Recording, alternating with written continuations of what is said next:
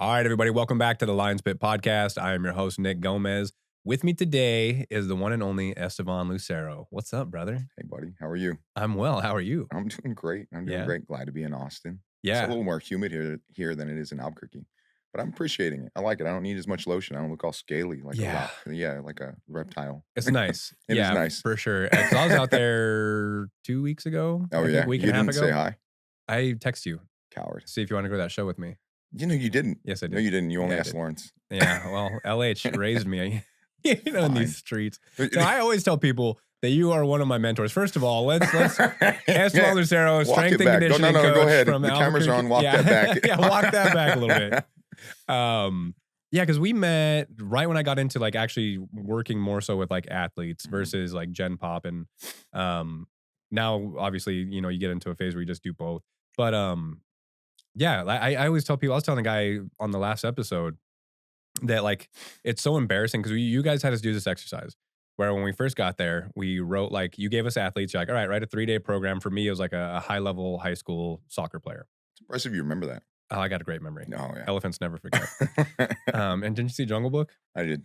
Yeah. Which one? The live action? The cartoon. Come on. The live action one's pretty good. It's not bad. The As far darker as like one. their live action The remakes, Netflix one is good. No. The Oh, I didn't Netflix see the one. li- There's that- like was a that creepy King called- Louis. He's a big King Louis. He's a little scary. it wasn't, what was it? It was called like, no, it wasn't Shere Khan. I think it shot. Yeah. But Yeah. in that one, dude, when they take Mowgli, you know how in like the animated one, the monkeys kind of just take him away. Yeah. Dude, in the live action one, they smash Mowgli's head and knock him out, and then like drag him to King Louis. It's kind of intense. It's a lot. Wow. Yeah, I Maybe wasn't I should go expecting, watch but it's this. pretty good. It's It actually is pretty good. All right. Yeah. But anyway, you guys, we digress. Mollywop him, dude. Get ready for this one, guys. It's going to be a lot of this. You had us do this exercise, write a 3-day program for a high level high school soccer player. And I was like, oh yeah, hell yeah. Like I'm going to write this like super, in depth, like all kinds of shit going on program. I think my only certification at that time was for Olympic lifting through USAW. Yeah. And you're like, all right, now, we'll hold on to these. And, at the end of the 6 weeks, we'll go back and revisit them. And like by the end of the 6 week, like going back and looking at it, I'm like, oh man, that's embarrassing. What have I wrote done? that. Yeah, what have I done? Burn this. Can you kill this thing? Yeah, burn the boats. Yeah, exactly. Even the program was like, get rid of me. Yeah.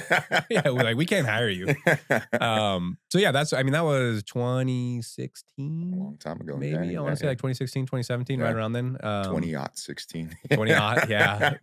4 in 20-16. It was Go. a fortnight. How long is a fortnight? It's like That's a 20 great weeks or question. something. I just know it as a game. Yeah. You would. Kids these days. It's also weird because I always tell people how you're like one of my mentors, but you're a couple years younger than me. Yeah, I am. I'm 38. How old are you now? I'm 37. So, just a year. Just Okay. a year. It's a baby. I You got so know. much life ahead of you. Well, I get that I'm a little younger all the time. Yeah, People you think look young. People assume that I'm in my late teens, early Yeah. 20s. I don't know about Get my ID checked once in a while. Yeah.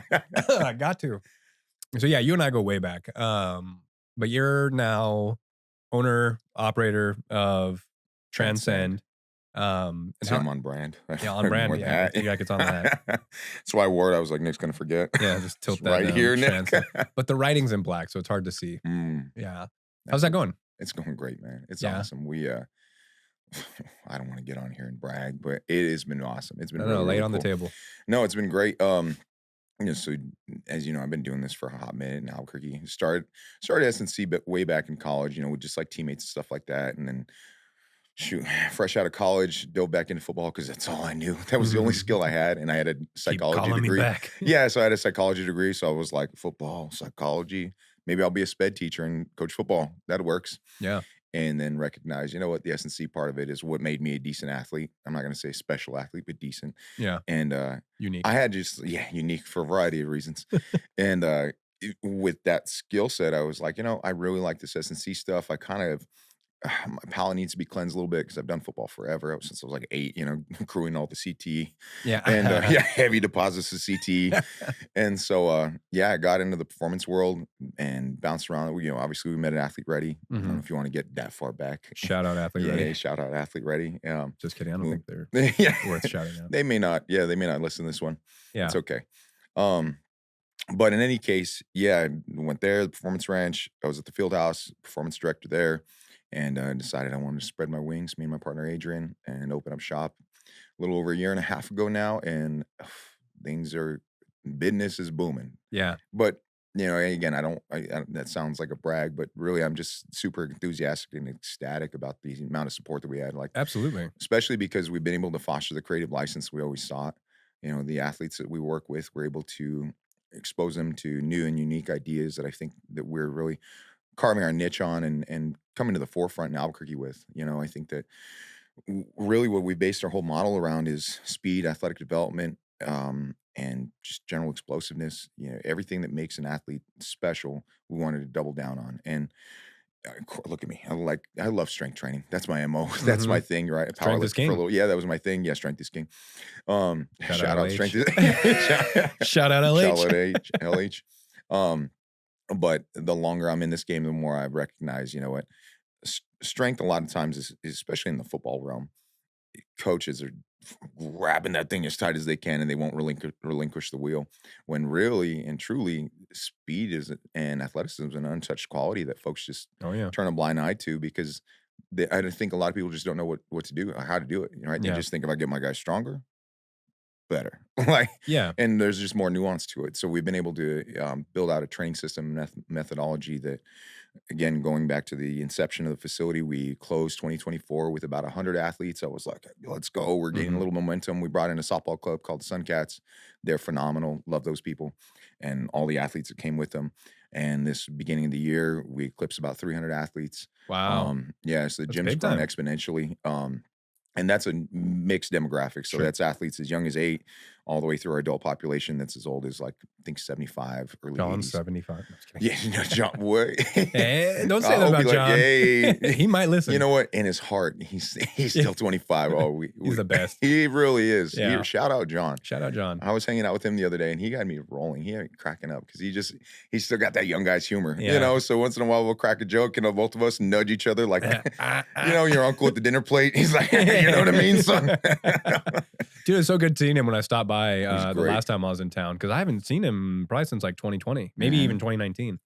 Um, Real quick, put a pin in your story. Now to think about your guys' philosophy, do you find yourself leaning more into the speed game because of the lack of size in that demographic?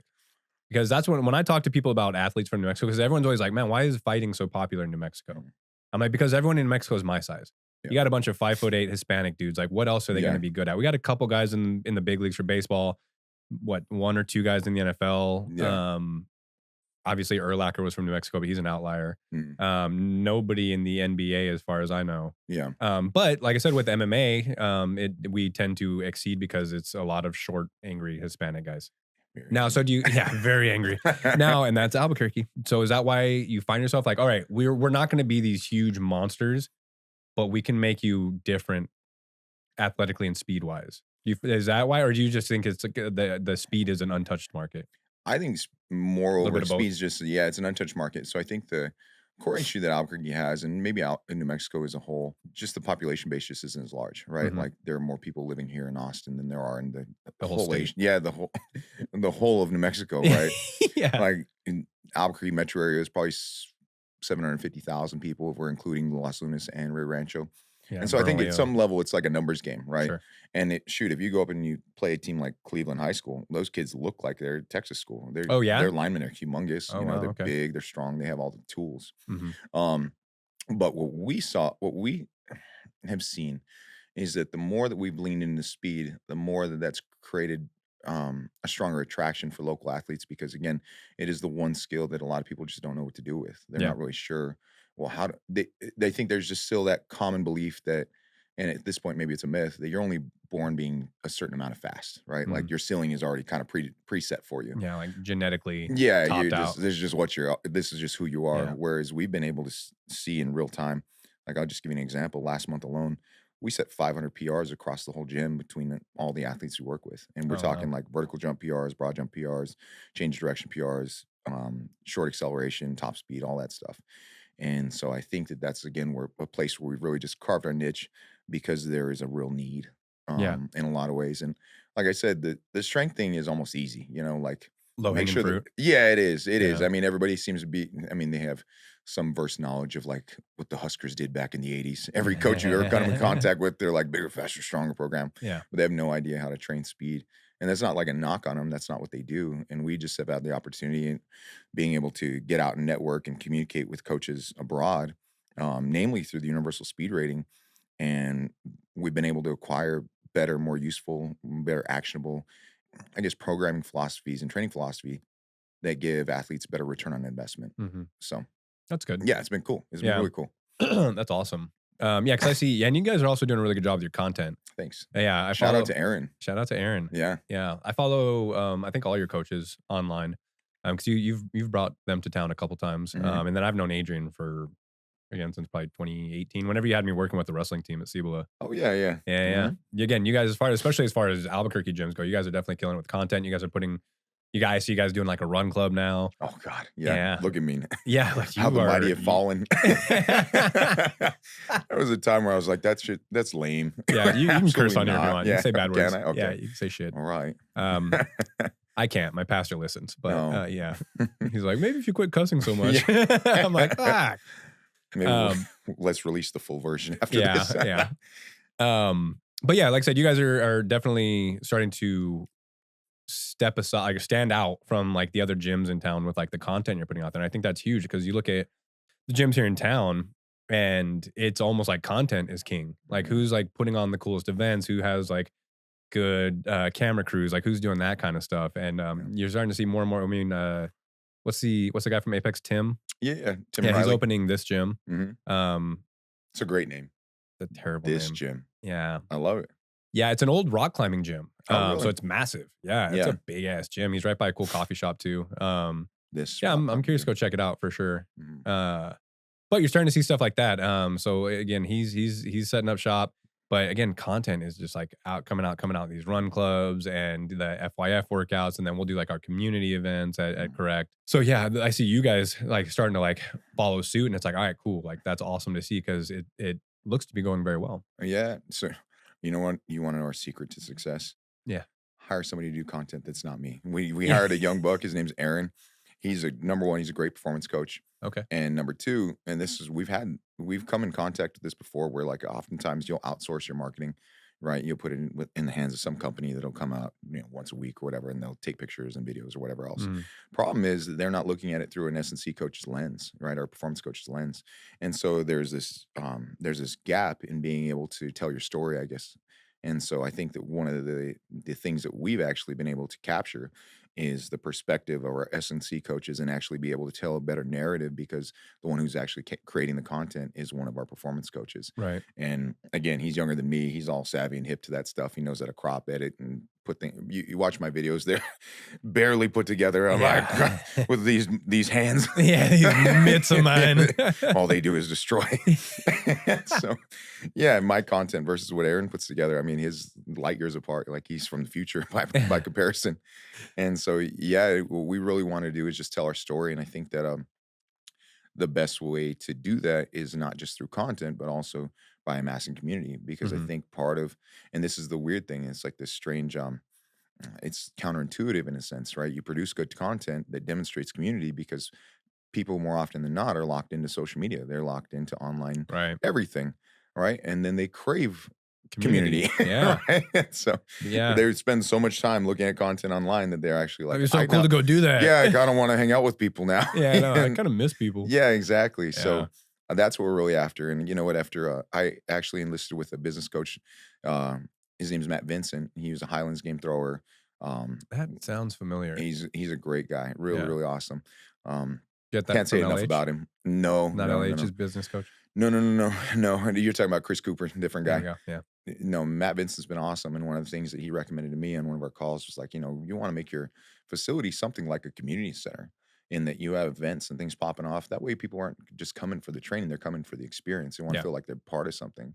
Yeah. Because I think one thing that makes our gym unique is that choosing to find fitness and all those big box gyms, it's great. They pay $40 a month and they don't care if you show up or not. Mhm. Whereas our people are invested because they know the folks around them at all times, and we treat them like their family. I think Yeah. that's a big part of it. I'll be the first to say running's not a great time, right? Hey, especially when you're first No. getting started. I ran my first 5K last year and I was like, this is miserable. Yeah. God, take me now. Jesus, take the wheel. I hurt my calf in like week 2 of preparation. So I had to like kind of limp through the finish line. Feel a little better about it this year. But nonetheless, the way I've been able to get over that hump is just doing it with community, you Yeah. know, like having people around me also are suffering. Like, oh, you're breathing hard too, huh? Yeah. All right. I don't Cool. just have to listen to my breath, my heavy breathing. Yeah. Yeah. I mean, yeah, like I said, people crave that community. I think what's the stat on that? Like 70% of people at like those box gyms aren't showing up That's or a like great paying. model. It's I'm in the something wrong business. I know. I really Do am. you They imagine? crush. They absolutely crush. Yeah. You have X amount of people and 70% of them aren't actually using what they're paying for. Oh yeah. I remember listening. Who was it? I was listening to some podcast on business. They were talking about like to open up like a choose. It's a $10 million investment or something like that. But your break even point is like 2 years into running that thing. And then after that, it's just all profit, right? Because Yeah. you have, let's say, 10,000 members and only 2,000, maybe even 800 of them show up on a regular basis. We're talking about $10,000 or 10,000 members, $40 a month. Yeah. You do the math on that. I'm not, You I'm can not a make, you, mathematician. yeah, you can make some lost ground pretty fast. Yeah. Yeah. Yeah. God, dude, that's wild. Yeah. I also, well, you know what? Dude, similar. I'm in the wrong racket. Yeah. Same, but different. I just don't have $10 million to throw at a choose. No. I was more of a Planet Fitness guy. Yeah. Yeah. That's Pizza probably and haircuts. Yeah. That's probably a couple $100 to open up one of those. Smart. No free weights. Yeah, man. That's an interesting take. But like, I was about to say, like, I couldn't imagine paying for something and not using it. But then I paid for a car wash for like 10 months and I think I used it like twice. Yeah, the car wash thing is really enticing. It's like $40 and my thing looks kind of spotless, but not really. Like the car wash is never. No, you got spots. Yeah, always. Yeah, Every time. yeah. I go to one now, but it's way more convenient. It's like I literally have to pass it to get to where I live. So I'm like, all right, well, that one I'll pay for. I went through this car wash one time and it's called Champion Car Wash. It's like a Mr. Car Wash adjacent. Yeah. And I remember going through the line and the guy, I know they feed these guys lines. They tell them like, this is what you say to every customer. This is the script, whatever. Felt like I was talking to an NPC in Grand Theft Auto because he was like, have a champion day. Oh no.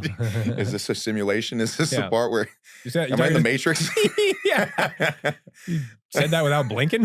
So weird. Yeah, dude. That's odd. They're the one that it kind of looks like the Chicago Cubs logo, like a red suit. Yeah. I always tell people the Misters, back before when they were Octopus car wash. I always tell people, I'm like, hey, you watch Breaking Bad? Dude, this is where it came. Like it was an octopus, and that specific one that he's at in Breaking Bad was right by my house. Mm-hmm. So when I would go there, it was so cool because you drop your car off and they take it through the whole experience for you. Yeah. But you go inside and they had a popcorn machine. I love that. I know. I'm like in there having a hammer and a popcorn and a free bottle of water. I'm like, this is great. Worth the $17 whatever you pay for it. 100%. I have a good friend who looks just like Walter White. His name's Bobby. He's actually a pastor at Monarch Baptist. Shout out pastors at Monarch Baptist. Oh, Bobby nice. specifically. I feel like I hear you and Tim talk about him. Oh, yeah, we love Bobby. Yeah. If anybody who doesn't like Bobby, that's their problem. Yeah. Because he's such a good dude. He's It's such a a them good person. problem. Yeah, exactly. Yeah. And he looks just like Walter White, like to the T. He's gone to that Mr. Car Wash, and people will literally ask him, like, "Do they pay you to hang out over here?" Because he looks just like Walter White. That's hilarious. I hear He's got the hat and everything. It's crazy. Oh no, He never needs a costume for Halloween. Yeah, never. Yeah. Now he's just feeding into it with the hat. I love it. Yeah, I hope he signs autographs and charges people personally. He should go to Comic-Con is what he should do. I felt bad. That would be hilarious. Be a body double. Yeah. I'm Walter White's Stunt body double. double. No one would second guess that. No one would question that. What's the actor's name? Oh gosh, why can't I remember? Yeah, I got nothing. Yeah, I'm drawing a blank. But I heard they're bringing back Malcolm in the Middle. I saw that, and they don't need to. They don't need to. It's been so long.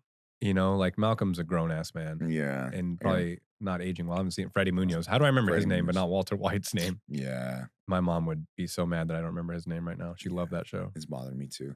Yeah. You know what they actually nailed was King of the Hill. They did another round of King of the Hill. Oh, really? And it is rock solid. Yeah, it's like I don't know how many years past the original set of seasons. Yeah. Bobby runs this pop-up it's like a Asian fusion restaurant, whatever. He's like a hibachi chef, basically. Oh, no. And there's an episode that cracks me up because he cooks on coals. And you know how Hank's thing is like the propane? Yeah. So he walks in to get served by Bobby, and he has, his wife and a whole set of friends there. And he's so pissed that Bobby's using coals. He's so mad. He like turns the food away and everything. That's a show that like, as like a young kid, I was like, I don't love it. Like Yeah. I was more of a Simpsons guy. Yeah, And 100%. but like as I've seen a couple episodes, like when I'm older, I'm like, this is hilarious. Oh, yeah. Because it's like more like adult It is. humor. Yeah. You don't catch it when you're young, you're looking for, like, that slapstick kinda humor, like Yeah. I want Homer choking out Bart, yeah. Oh, big time. Yeah. They don't let Homer do that anymore. They've written that out. They said that you can't do it. Society's soft. Dude, you're telling me, I man. want off this ride. I do too. I do Yeah. too. I didn't sign All up the for this time. shit. Yeah, exactly. Yeah. Jesus, what comes next? What else what Yeah. else What are are we we gonna gonna take do? away? Ren and Stimpy aren't fighting? Yeah. But Itchy and Scratchy pulling each other apart still okay. Dismembering each Totally other. cool. Yeah. You know what though? Does Kenny still die every episode? Yep. All right. That's Yeah, all I care about. Yeah, yeah. Yeah. Everyone's like, what are they talking Yeah, about? make sure that the world's still here and Yeah. everything's in its proper place. Yeah. Okay. This isn't a dream. Yeah. Yeah, spin my top, see if it Mhm. falls. Yeah. Hey, Who knows? Inception reference. Shout Yes. out Inception. Anyway, let's get this back on track. So we got the Apex event coming up tomorrow. There we do. It'll be April 25th. Is that so you're not in town to compete in that? No, not this go around. Not this go around. did I heard they one- upped did the upping of the deadlift weight scare you? Yes. Is that why you're Yes, not doing did. it this it's year? a challenge. Yeah, 405 like is 405. really I don't heavy know. these days. I don't know. Since I started running. Since I got this runner body Since now. I started running, it's all gone away. My strength's left me. Yeah. I'm like Samson without the I hair. was just about to say Samson without his hair. Fuck, you beat me to it. Yeah, I think that well, I'm not competing for a couple of reasons. First reason, I did one in October, which was a blast. It was the inaugural Apex. Mhm. It was so much fun. But this go around, I'm bringing one to the table. Her name's Monica Sandoval, and I think she's gonna crush, dude. Monica. She played soccer at Louisiana Tech, and she's a solid. She's a big Viking woman. She's probably wow. 5'9", maybe 5'10" ish. And she got kind of a sleeper build. Yeah, Oh, but then nice. you see her run, and you're like, I would not want to play soccer against you. Oh wow. You look kind of vicious when you run. You look like you would throw me out of the way. You look like a Viking. Yeah, she gives that girl from UNM who snatched the other Oh, girl. She dude. gives that, like she got that energy. She married a that buddy aura. of mine. Do you know Scott Gracie? No, Oh. no, can't say I do. I do know Scott Baseball Grady, player. but yes. Oh, you know what? Maybe that's what I was mixing. Yeah, you're getting them mixed up. It's okay. But yeah, Monica's showing up, and yeah, they did move the deadlift weight up. Men are doing 405, and women are doing 275. And I think the main reason is, of course, the last time they ran it, there were girls doing like 40 plus reps of 225 in a minute.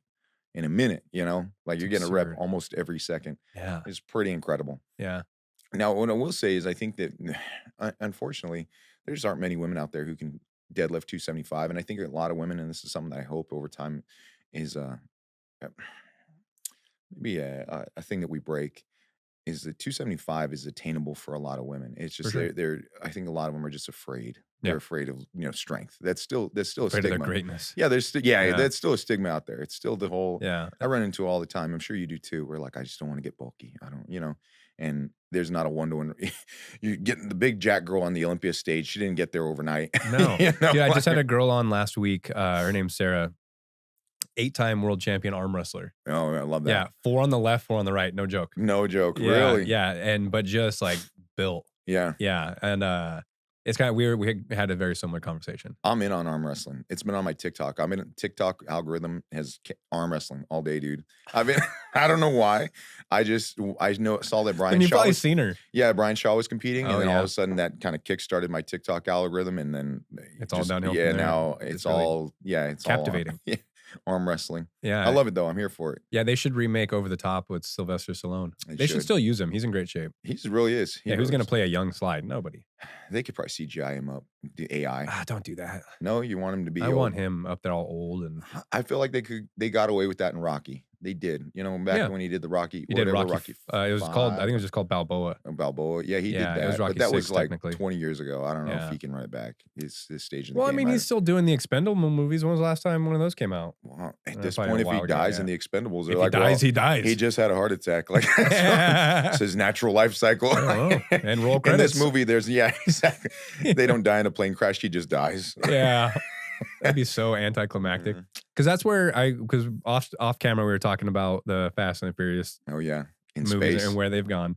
And to me, I was like, they just got too expendable-y, where they're just doing like wild, off the top, like crazy stuff. Well, if you watch the original, their whole heist, their whole shtick is like they're stealing TV VCR combos. Yeah. That's what they're doing. They're rolling up these truck doors and they have TVB jars, as many as you can see and as many as you can sell. As far as the and eye this can is going to see. set us up for life, guys, right? And Little now Honda that goes underneath they're it. blasting a Fiero into space and it's glued together with duct tape. I'm like, come on, guys. What What how are the we mighty have doing here? fallen. You know. Yeah. Speaking. I'm not gonna lie to you. We as a family still go and watch them though. Sure. Yeah, we have to. I mean, that's the will. only way they keep them going. Like Yeah. if people didn't watch, they would Idiots stop like making them. us. Yeah. Idiots like I'm we kinda keep here that for it series at some alive. point. Well, and we're idiots like then because the movies are bad. They're not so great bad. movies. We were just talking about that. Too Fast, Too Furious. It's so bad. Painful. Yeah, It's I didn't think painful. 3 was that bad. Tokyo Drift. Tokyo Drift's pretty sick with DK. Yeah. With DK. And exactly. The what is it? The Bow Toyota Wow. Scion that looks like The Scion looks like Hulk, like the Hulk punching through Scion. it. Yeah, yeah. That was I actually liked it. And then don't they bring in? I almost said Vince Vaughn, Vin Diesel at the end. I wish they'd brought in Vince Vaughn. It probably would have been better. Yeah, it was Vin Diesel at the end. Yeah. Yeah, he makes a cameo. Yeah, Have you ever heard about the relationship between Vin Diesel and The Rock? How apparently they hate each other. Right? they hate each other. Yeah. Yeah, and they even wrote it into the like the script, and I think their contracts that they have to have equal punches against each other. Right, that Like way, nobody can win. Yeah, nobody can win. Yeah, I think nobody I can did hear about seem that. as though they're better than the other. Yeah, which is bizarre. That's so insane. stupid. That's the so stupidest stupid. shit. But apparently, I mean, I don't know. I know you're not much of a golfer. Yeah. Come on. Running is where I draw the line. Okay. Yeah. I can't be terrible at Pickleball's a bunch of things. Yeah. I'm trying to be terrible at a lot of things right now. But Caddyshack. Oh. Apparently, Bill Murray and like Chevy Chase couldn't stand each other. Yeah, Interesting. which is hilarious because they have a scene which, from what I've heard, I don't know if there's any truth to this, so don't fact check me. But there's a scene where Chevy Chase hits his ball into like the groundskeeper's like shed, and it's where Bill Murray lives. Oh, really? And apparently, in that scene, like none of that's scripted out. They're just like going back and forth. It's really funny. I'm kind of here for that. I like that more. They're like those two are more like the Highlander of comedy. There can only be one. I kind of like that. The little competitive nature there. Are they remaking Highlander? I think they are. They are. I've never actually seen the original Highlander. I'm gonna be honest. I need to. You got to cut off the other dude's head. Yeah, you can't just kill him. I watched a TikTok video explaining I know. There's this dude who does TikTok reviews where he lays in bed and he's all groggy and tired and kind of gives these really shitty summations of whatever movie he just watched and he rates them at the end. And that's my only exposure to the Highlander. That and There Can Only Be One. That's all I know about it. It's wild. But yeah, they cut off each other's heads. That. Yeah, they cut off each other's heads, right? Because they're immortal. That's the whole MO. They're immortal. Okay. Yeah. I don't know how many there are. I don't know the backstory. I mean, I think I saw it in like 1992. But it was the guy who played Raiden from Mortal Kombat. Yes. Same actor. Really? Yeah. I don't know who they got playing Highlander now. The original Mortal Kombat or Annihilation? No. The original. Okay. All right. Is it not the same actor in Annihilation? No, it's not. It's not. Yeah. I was disappointed when they switched the guys out. Yeah. It's like in Major Leagues. They have Wesley Snipes playing Willie Mays Hayes in the first one. And then I think the second one, it's like Omar Epps or something. Whack. And I'm like, damn it, Wesley. Yeah. Sorry, he came back as Blade and I loved it. Yeah, he's Blade forever. Forever Blade. Forever. Yeah. Apparently that's like what saved the Marvel universe as far as like Blade movie making. Yeah. Oh, Blade. Yeah, that's right. Yeah. Like they're about to like sell all their shit off. And then they're like, well, let's try to make Blade. Cause I was like, X-Men was already being made by Fox. And I think Spider-Man went to Sony. And they're like, well, let's try to make our own movie. And for some, I don't know why. I don't remember the story. I read all this, but they chose Blade. Yeah. And let's make one about vampires. Yeah. He's like Vampire Shaft. Vampire Shaft. That's excellent. Yeah, Vampire Shaft. You know the no Diddy. The blood orgy. That blood's the the opening, like the opening all scene. raining down everybody. Yeah. That song I listen to when I run. I'm not even joking. It keeps me. It's like 220 beats a minute, and I'm like, oh yeah. So is my heart. Yeah, exactly. Yeah. I'm like, okay, just keep up with the pace. Yeah, a little zone 2. Yeah, a little zone 2. I'm like, if I can keep this pace, I'm straight. Yeah, it's gonna be a 7-minute mile. It's an epic opening scene. It's never a 7-minute mile. Did you see the guy from the Boston Marathon? Yeah. He averaged a 4:39 mile. That's insane. Averaged. That's insane. That's so crazy. I've never even sniffed that. Dude. The fastest mile I think I've ever ran was like 6:45. Well, and you contrast with that with all the people who fall out. Like I also saw another video of some dude who just got all wobbly in the legs and like other guys had to come and help him, finish the race kind of thing, or at least to an aid station. I can't imagine. That's insane.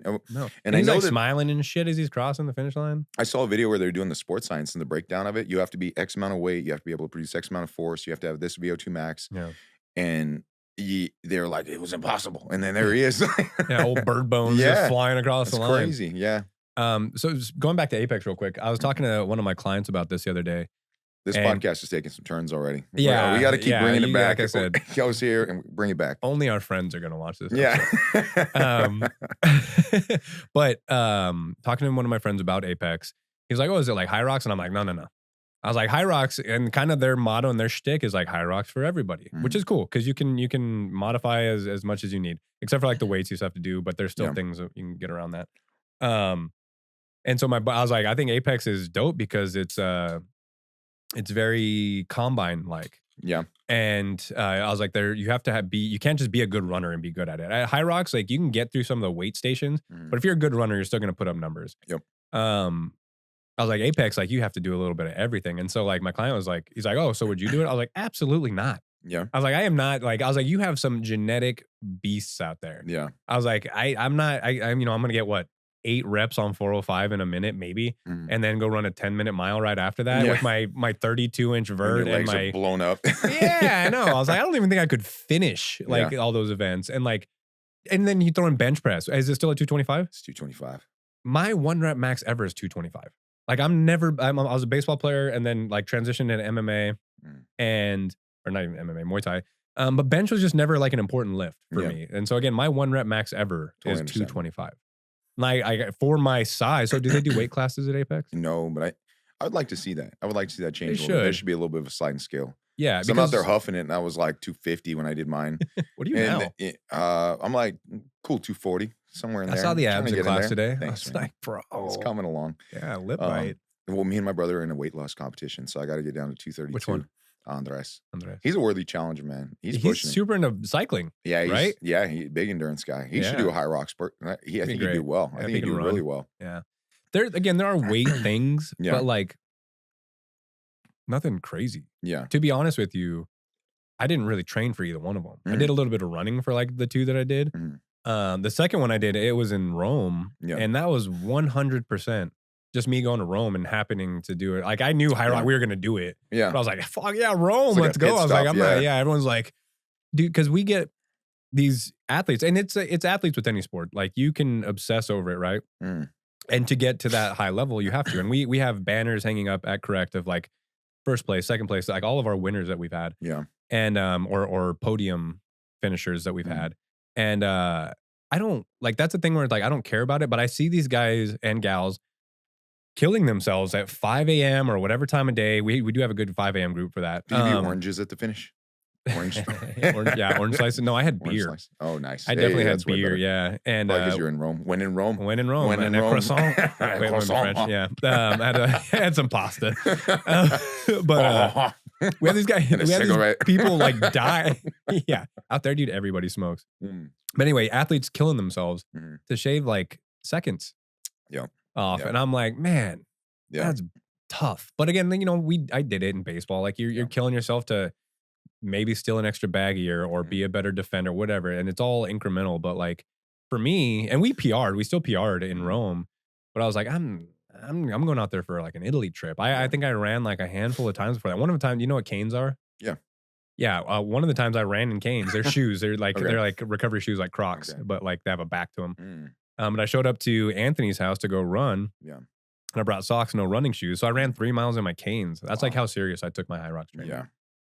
But I always tell people there's only 2 instances I would do another one. Because I don't care about going pro. I don't care about going solo. Yeah. The only instances would be another destination one, like because I was sick. Because it was again an Italy trip with High Rocks. And then, like, if I started like dating a chick that wanted to do one, I'd be like, okay, I'll go do one. Let's do one together. We'll get matching tops. Yeah, get some matching tops, matching shorts, brother. All of it. Yeah. Hair ties, because I do wear a headband. I love that for you. I love that for you. It's good for me. Is it a sleeve? Is it a sleeve that you tore off, or do you have? No, it's an actual headband. It's an actual headband. Yeah, junk brands. You remember when you used to do that in high school? When we just you cut the sleeves off. Man, off I could really use something for all this sweat. And you're like, oh, wait a minute, I got a sleeve right here. I got these big ass arms I can show. This is perfect. Now I have a tank top and a head sleeve. Let's go. Yeah. I did that all the time. Well, because like in mid school, when I was really having to like Slipknot and like Korn, I'd always like I'm still into those. Same, I have not grown a lot in any way. I've grown more toward Slipknot. I like Slipknot more as an adult. Same. I had long hair. I'd grow out like the long hair on top and like shave the sides. I love that. Yeah, and so I would Look always like a wear like a skull cap. I know it's a big catcher. lesbian. Yeah, Yeah, love big that. Ellen DeGeneres energy. um, no, man, it was like a young Leo. You know what I mean? Like what's your in Gilbert Outback have Grape? What's in mullet Gilbert too? Grape? I was Did your that Leo. Forester have a mullet too? Yeah. Yeah, Your super long car for no reason. with my I Birkenstocks. love that. Yeah. I ate a lot of granola during that period of my life. It was a good time. Yeah, we were all there. Ellen was a great show. I love that she was a dirtbag offline. I know, dude. Can you believe that? Give me my coffee. Don't make me Yeah. ask twice. I love that shit. Or I mean, I hate it. I am like, yeah, I'm glad she's getting exposed, but I I hope love she that. flexed on people too. Like I just like to continue to Flinched on create them. that narrative. Like that dude that like flinched on Joe Schilling in that bar in Florida. He's like a foot shorter than him. Love that. Idiot. Here for First it. of all, even because that guy clearly didn't know who Joe was. Yeah. Even if you don't know who Joe Schilling is, does he look like the type of person I want to like flinch at? Oh man. No. Yeah. He's menacing. Yeah. Yeah. That's like the dude who rushed Nolan Ryan. I bet he had some second get. Like he second halfway guessed through, that. he's like, this is maybe not my best choice. I've already come this far. Yeah. And Robin he's in a Ventura. headlock all of a sudden. Yeah. Just getting Yeah, walloped. mollywop by this country boy. Yeah. This farm boy. If I'm not mistaken, I'm pretty sure Nolan Ryan stayed in the game Mhm. after that. Oh, yeah. Robin Ventura got ejected. That's the guy that When he rushed had him. like blood on his shirt and that like a real That famous was a picture? It different. was That is a time. very famous picture because he got hit in the face with a ball, like a Oh, line drive. What a dog. Yeah. What a They don't dog. make them like that anymore. They don't. He's Yeah, just maybe they dripping- shouldn't. Yeah, Maybe they shouldn't. Yeah, But society wouldn't I accept appreciate him. it still. Yeah, society would not accept him. It's like Frankenstein. You know, Mhm. they just don't understand him. They just don't. Yeah. Yeah, they I have go- a they dog go like that. I'm like, just pitchforks. people don't get you. Yeah. That's what I say about my dog. Mm. I'm like, I can't take you out in public. Mhm. People don't get you like I People get don't you. understand. Yeah, he's so ferocious. But yeah, Nolan Ryan got hit in the face with a ball, blood everywhere. Mm. Great picture. Like if I could have like an autographed any picture, it might be that. Yeah. Yeah. I wonder if you can get like an autographed picture of like Joe Theismann with his legs snapped, signed by LT. That'd be sick. That'd That be a would sick picture. That would be Yeah. super sick. Yeah. That'd be a good one. Maybe the cast they took off, off of Joe You Theismann or said something. the signed cast. the signed cast. Yeah. What's wild is you see that video, and this is episode's just going everywhere. It But the is. video of Joe We'll Theismann. come back to High Rocks. Yeah, we'll come back to Fast forward about 2 minutes. yeah, you guys can skip this part. LT, who's like notorious, like one of the like most savage Yeah. NFL players of all time. Yeah.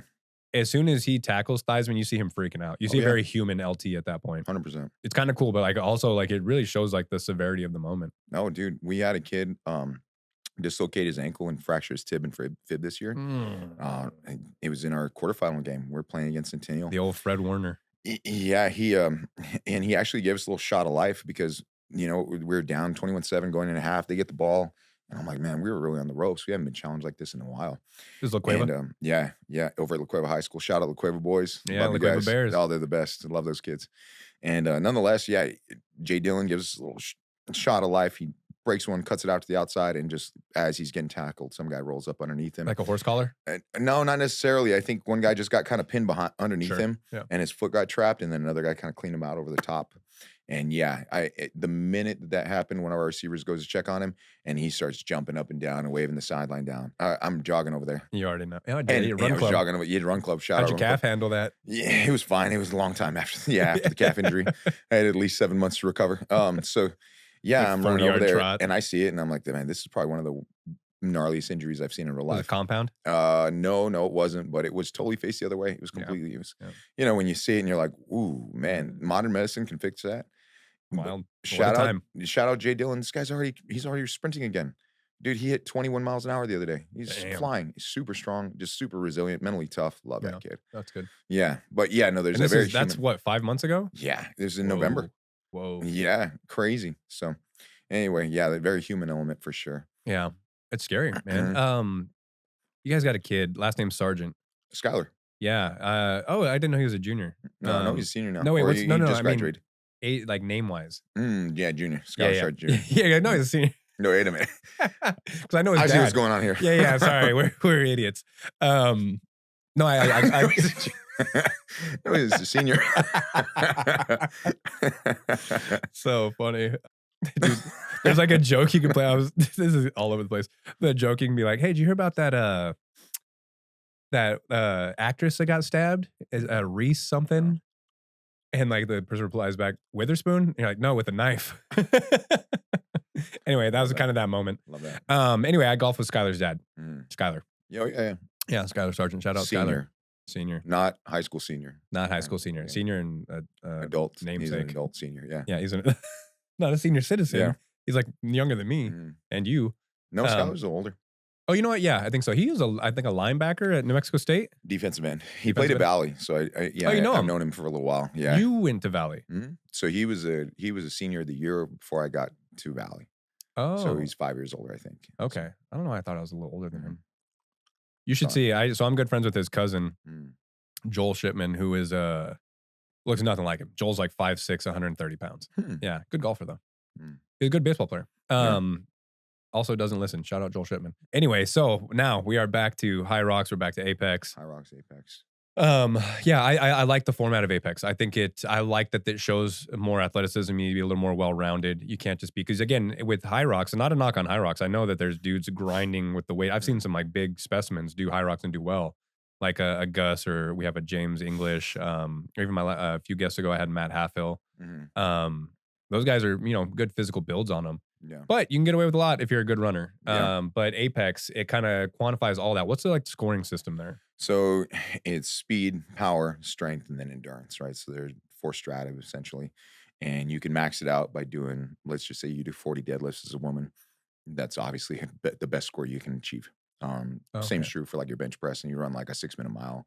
Same's for the endurance. You run like a sub 4 or 5, let's say 40-yard dash. That's probably the max I'm going to assume for a 40-yard dash. And I don't remember exactly what the broad jump and vertical is, but either case, if you're jumping a 40-inch vert, you're probably somewhere near the top of that scoring sheet. Probably. Yeah. Which I did see. I saw one of the guys. Dude, there's some specimens out there. One of the guys we competed with, he's on the Olympic bobsledding team, and he came and did a 41-inch approach vert. Yeah, and he's not like a big guy by any means, but watching him soar through the air, it looks like, yeah, exactly. He looks like a Cabbage Patch Kid or something, because his proportions aren't very big. Like, he's not a big person, but he's way up there. So funny. It was like a former D1 football player, NFL guy. Oh yeah. That won it? Justin. Why can't I remember Justin's last name right now? I follow him on Instagram now, but he's a D-line coach. Yeah, he played several years in the NFL. I'm trying to remember where he went to school, but yeah, no, great dude. Yeah. He used to be a big D lineman. He had his glow up, so he's all shredded and jacked. Yeah, he did really, really well. Nice. Yeah, I like Apex for very similar reasons, in that it's a measure in my eyes of human performance, right? So that's something I really believe in, right? And the longer I've been in this game, the more I recognize, you have all these buckets associated with mobility, speed, strength, power, endurance. And I'm sure there's substrata inside of that, or sub-classifications. But I've recognized that so many people just lean into one of those things. And to have good longevity, you need to have all of those things. Yeah. And as we continue, some of you are getting older. No, as I continue to get older, I have recognized the necessity that comes with making sure that each of those are taken care of. And I think Apex is a good way to challenge yourself. Now, I think maybe what may dissuade some people is like, oh God, I'm going to be doing this against an NFL guy. Like, why would I want to put myself out there? Yeah, you got some anxiety, some vulnerability there. It's not that at all. It's not. Everybody shows up with the tools they have. And what I thought was really cool is everybody has a set of cards they're bringing to the table, right? Strength was mine. I was like, I'm going to max that deadlift. Let's go. Sure. Endurance was not. But I figured, surprise. If we're surprise.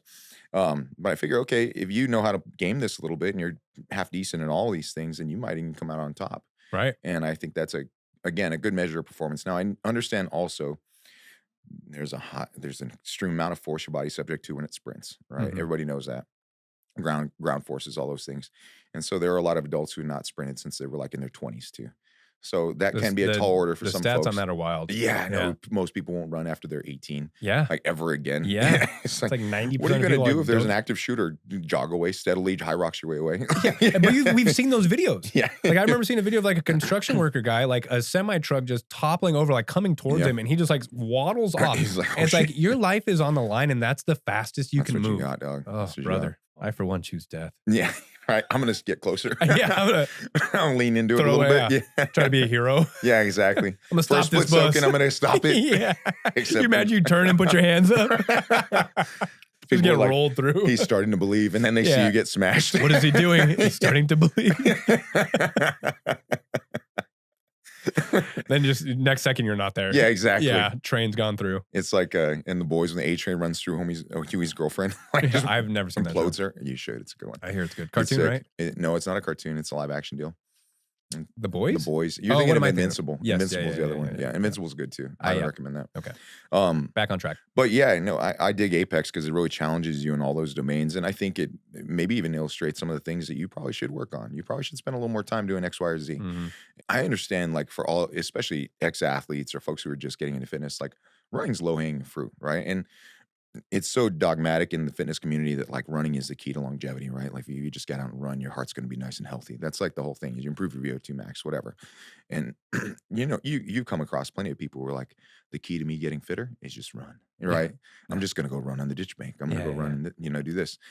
And they get to a point where, like, all they do is run. And for a fact, as a strength coach, like, brother, you need to lift some of them damn weights because you're getting skinny fat. You're like this big around, dog. Like, I don't care how much running you're doing. You're not improving your physique. But again, it's this distorted perception in people's minds of, like, and the same thing happens with, like, yoga and Pilates. That's the mobility thing. Like, I could probably benefit from a little more yoga and Pilates personally. But that being said, every fit chick thinks they're going to get into a Pilates class and gain the build that they want. Yeah, because their instructors look sick. 100%. Yeah. Yeah, and they don't recognize their instructor probably lifts 2 or 3 times a week and probably monitors every gram of protein that they ingest, right? And they're living it through and through, right?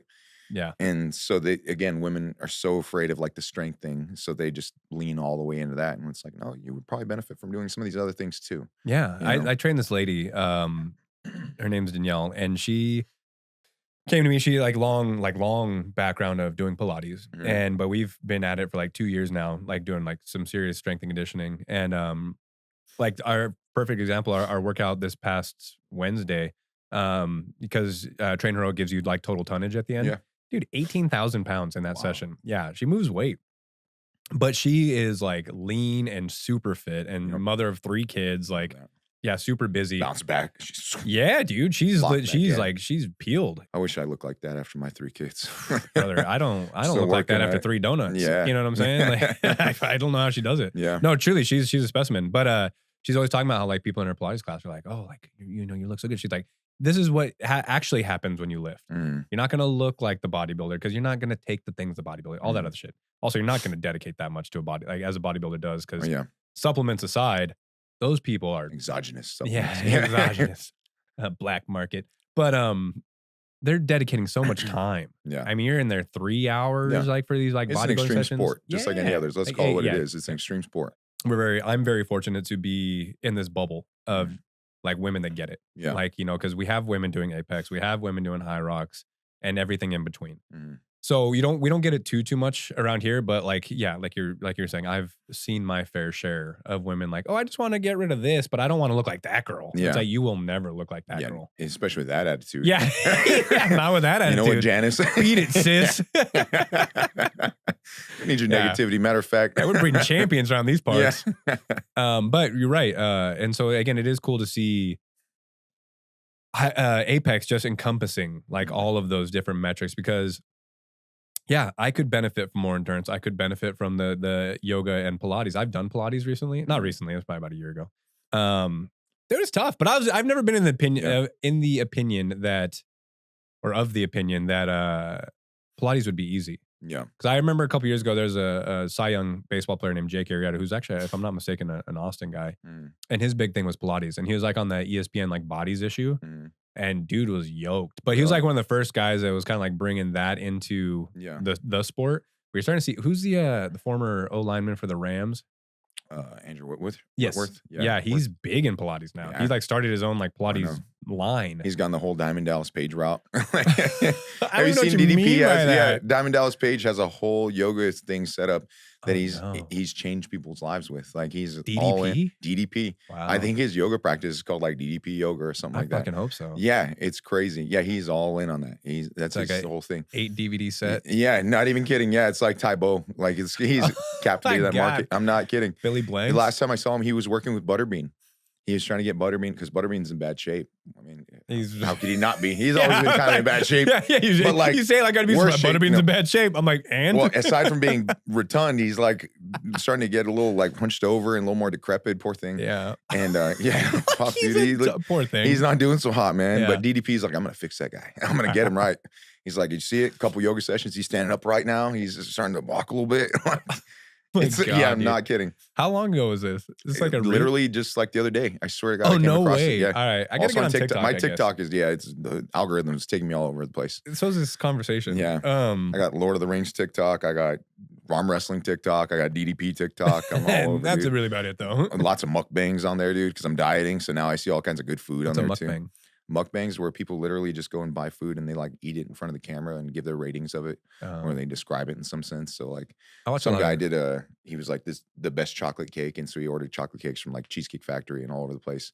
He was like, this one 8.5, and that's kind of his LMO. Oh, interesting. Yeah, interesting. I feel like I've seen stuff like that because we got like these like big. There's a thing down in San Antonio. This is what this makes me think of, but it's like a big ass burrito, but it has like a whole like beef rib in it. You can just like pull the bone out. Oh yeah, like those dino ribs. Dino ribs. Yeah, Dino there we ribs, go. yeah. I knew it was dinosaur or something. Mm. I didn't know that was called mukbang. Yeah. Well, and there's a difference, right? There's eating challenges like that, and then the mukbangs is where they try all these different kinds of foods, or maybe there's one food that came out from like a crumble cookie. Maybe they have a new lineup, and somebody's gonna just That's just poison, isn't it? I don't know. Have you seen the stuff that's in crumble cookie? Probably lots of microplastics. Yeah, Yeah, dude, I've seen people like break down their cookies, and I don't think they're gonna sponsor me anyway, so we can go dive into this. But yeah, it's like a lot of the stuff doesn't sound edible. Bro, speaking of which, I saw this awful video of this guy. He's like, all right, we're gonna make bread, and he's like, but we're not following your mom's recipe. He's like, so he like essentially made like the kind of bread you can buy in a grocery we're gonna store. 3D print this bread. Yeah, dude. Yeah, he's like chopping up like yoga mats and like breaking them down into a certain material to like distract it from it. And he's like doing like all the scientific shit to like get it into like what is in our bread now. And it's like, oh my God, that's awful. That's awful. Dude, it's That's bad. tough. Yeah, it's tough. Yeah. RFK, we need you. Yeah, we do more than ever. Yeah. The red 40 is just a start. Yeah, you're our only hope. Obi-Wan. Yeah, Star Wars. I hear you, Nicholas. Episode 4. I'll get him on here, man. I know Brigham Bueller from Ways to Well, and they're boys, so maybe one day we'll run it back. One day, Nicholas. Yeah. Don't do that, and they'll never come on. I love RFK, man. Dude, if he does watch this podcast, just let him know. Yeah, Estevan loves you. Yeah. Again, dude, we're going so far off track. I do like how Apex encompasses everything. Yeah. Put a little pin back in that. I do too. Yeah. I do too. So I'm doing another one. The next one's going to be in Chicago. Oh, no. Oh, yeah. I heard that they're June 20th. Yeah. Wow. Windy I wish City. they'd keep it here. That'd be cool. Yeah. Well, you know what? I like that they're starting to diversify a little bit. They're going to have Chicago last time I heard. Well, of course, Chicago, and then LA, and then they're thinking Miami. So I've never been to Miami. So I haven't been yet. It sounds like a good time. Going to Tampa in May. When you're going to? Oh, when you're going to Summer Strong, right? Yeah. I wish you, Bert Soren, shout out, nice guy. Met him. He's super great. Great beard. Great beard. Phenomenal beard. He's I'm by no means would I consider him like lean, but like I think it's because he's so tall. Well, he's a thrower. He's got that build. He's like got some limbs. What was the guy from the Power Conference? Daniel Dave. He's like the McKibb. Oh yeah, Daniel McKibb. Yeah, that dude's hilarious. Is he with Sornex? Yeah. Yeah, his bit because we went to that strength conference. I don't know if it's McKibb. No, I don't think it is McKibb. I think it's McKibb. Is it? All right. Yeah. We're on a first name basis, so I just call him Dan. old Dan. Like you and Jeremy Piven. Yeah. So anyway, we go to the strength conference in Denver in 2017. It was my first experience with Performance Ranch. Oh yeah. And I remember McKim. You're still on that. Not McKibb. It's not a McRib. Daniel McKim. Yeah. That's what I said. No, you said McKibb. Anyway. Let the viewers decide, put a poll out. I remember having to like drive the van at some point from Performance Ranch. It was like with all the newbies. Yeah, I know. Like make them drive. Yeah. But you had all these excellent presenters. It was like Cressy and Landau, and then some like scientist.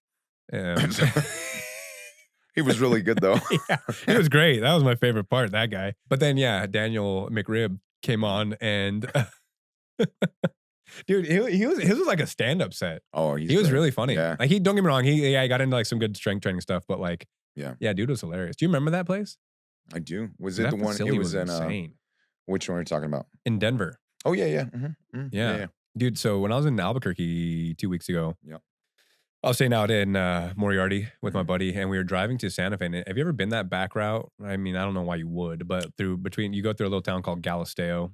Yeah, yeah, I've been there. Mhm. Yeah, Yeah. but you drive by Epstein's ranch. That's crazy, really? Yeah, his Wow. mansion. You see, because so when we were in high It's school, the only mansion out there. it is, and Yeah. it's huge, and it's on a mesa. Like, Yeah. it's plain as day. Yeah, it's That's not like it's crazy. like tucked back. Yeah. I roads got a picture. I'll show you. all roads lead back to Epstein. That's where this podcast has That's gone. yeah. Well, that's who paid me. Apex, No. Epstein. Epstein. But in high school, the rumor, and I was in high school at like 03, 04, 05, 06. Yeah. All 5 years of high school. Yeah. But the rumor back then was like, oh, that's the Victoria's Secret mansion. Maybe And it it's was like, well, at the time. turns out, yeah, like there the was time. some affiliation there. But anyway, yeah, I drove by it recently, and because there's a little movie set town right in Mhm. front of it, the Zorro Ranch that you gotta like Oh, yeah, yeah. go through to get back there. Mhm. And so yeah, it's so crazy. I've been showing people like, no way, that's it. I was like, yeah, you watched the documentary on him on Netflix, and that came out in 2020. Like, they Yeah. show that ranch or the mansion a bunch. Yeah. That's kind of crazy. I had a buddy do HVAC work on that house Really? in like '08, and this is before Epstein was a household name. Don't take a black light in there. Oh, No. God, no. Yeah. But again, nobody knew who, and at least Yeah. in New Mexico, nobody knew who he was then, right? And my buddy was like, dude, I don't know who that guy is, but he is absurdly rich. Yeah. Yeah, he like stole one of his pens. It was like a $400 pen. I'm like, that's fucking crazy. It's crazy they even make $400 pens. I know. Was it made That's out of like insane. Yeah, a ivory. elephant Was this made out of husky? ivory? Yeah. Yeah. Tusk. I said husk. Anyway, getting back to Between the elephant husk and the Daniel McRib. the Daniel McRib. Yeah, man. So what's next for you? What do you got going on? What's coming up? Oh gosh. You said you're doing Apex in Yeah. Chicago. So Apex Chicago, June 20th, and then just back at the gym, we have a host of events we're running right now. So the second Saturday of every month, we do Top Speed Saturdays. So we invite the community out, all the athletes that we work with. We break out the lasers, we make it into a big event, where we run 40-yard dashes, we track everybody's top speed. Try to get people in the women in the 18-mile-an-hour club, men in the 20. Award them T-shirts and things like that. And then our adult side of things, we have a run club. The fourth Saturday of every month, we go out to Fabletics. We have a partnership with Fabletics. Yeah, that's right. There's one of those out there now. It's been pretty sick. So we do a little yoga and Pilates setup over there. You guys just recently do that? Mhm. Yeah, Yeah. I think I saw the video. And then we're gonna have some events sprinkled in throughout the summer. So Run for the Zoo is the next one coming up. And then we're also as part of the Universal Speed Rating. Are you familiar with that at all? No, not Wanna really. dive into that a Yeah, I've little heard bit? you That's talk kinda about it a little bit. Yeah. So the two events we have coming up are in two combines/showcases. Okay, so the Universal Speed Rating Showcase Series. So the Universal Speed Rating was in the inception of it was through this guy named Les Spellman. And Les Mhm. Spellman does a lot of combine prep, a lot of NFL prep, and he's added a ridiculous number of guys who've performed at the highest level of the combine, right? Like best 40-yard dashes, things like that. Like speed has been his jam, right? And he often collaborates with guys like Stuart McMillan, guys at the top of the industry. Sure, yeah. Super smart, right?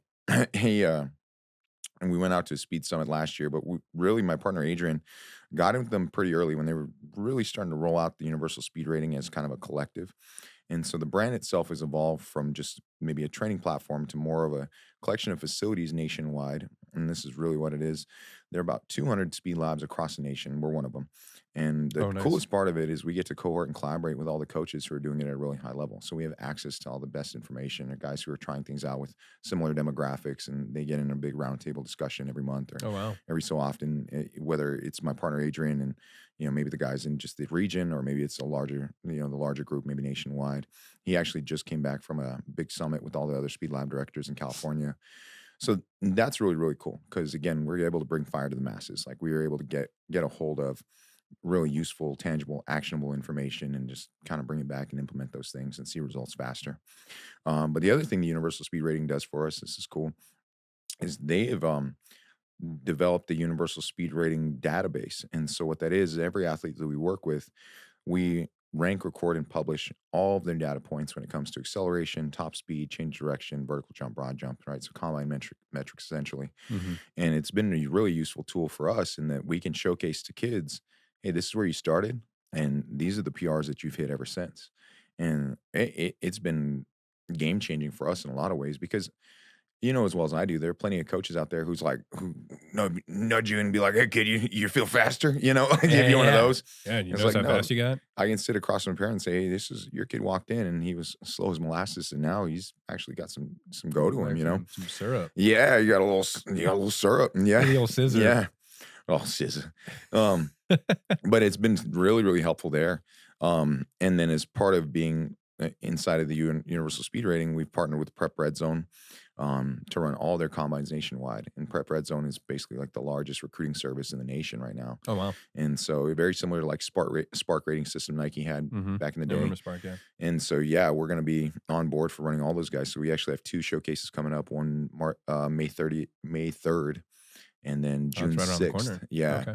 Yeah, we're actually going to be a little bit split because half of us are going to be doing Run for the Zoo and the other half are going to be doing the combine stuff. Yeah. And I'm in the Run for the Zoo group. Man, You're a runner now. I know. As soon as I'm running that 5K, I'm going to be like, damn, I probably should have. I would have really liked to have been testing some 40s right now. Yeah, right. That's my shtick. Yeah.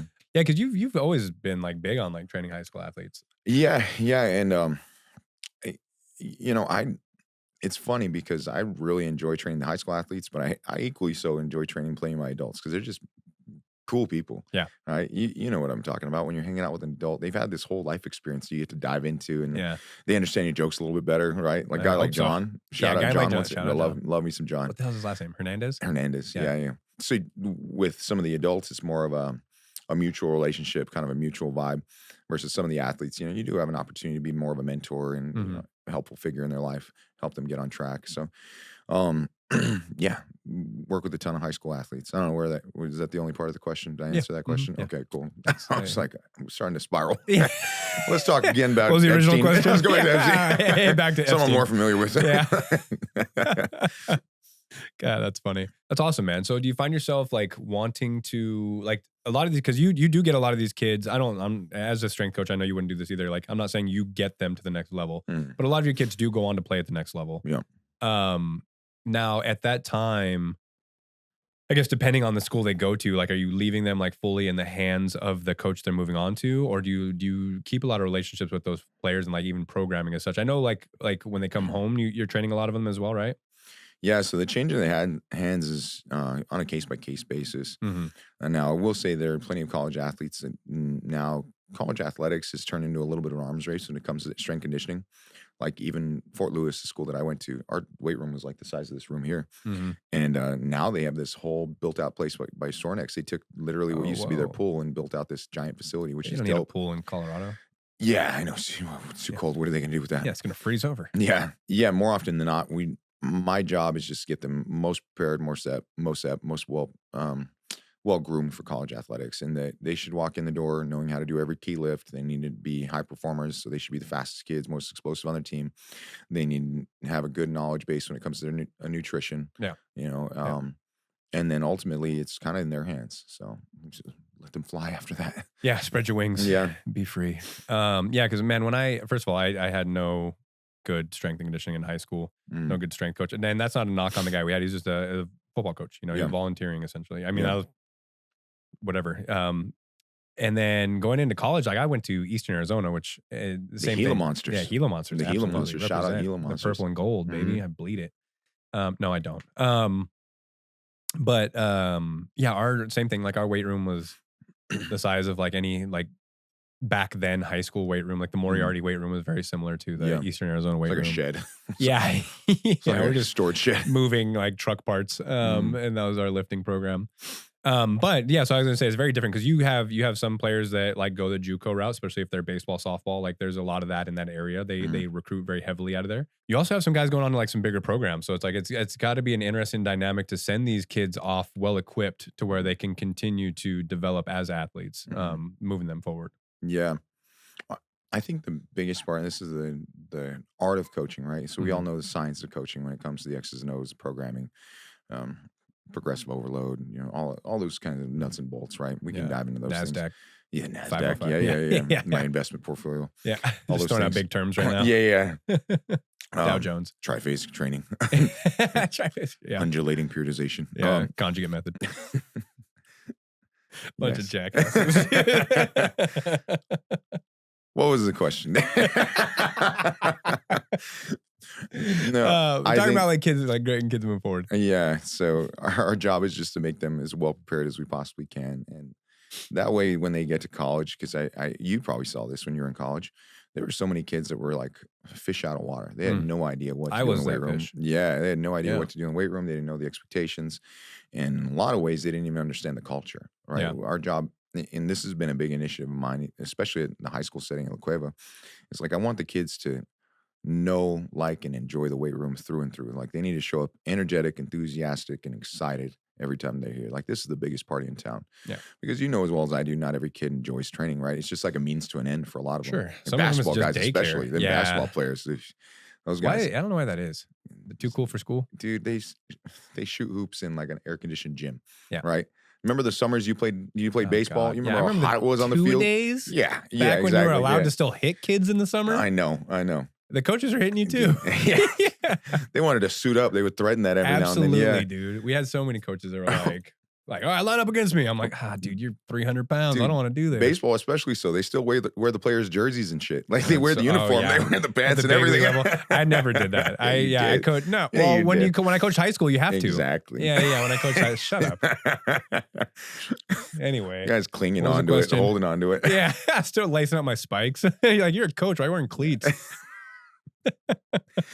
But yeah, I want the kids to show up energetic, enthusiastic, and excited to be there, because really the best way to ever get our message across, whether you have the most succinct programming in the world, if they don't love it and enjoy it, and if they're exhausted every day, good luck getting any of that to stick. Like, good luck for your good luck when it comes to your team being any good, because you want them to be part of something that feels like, man, I'm really building not just something out of this program, but of myself. Yeah, I think that's been the best part of all of it.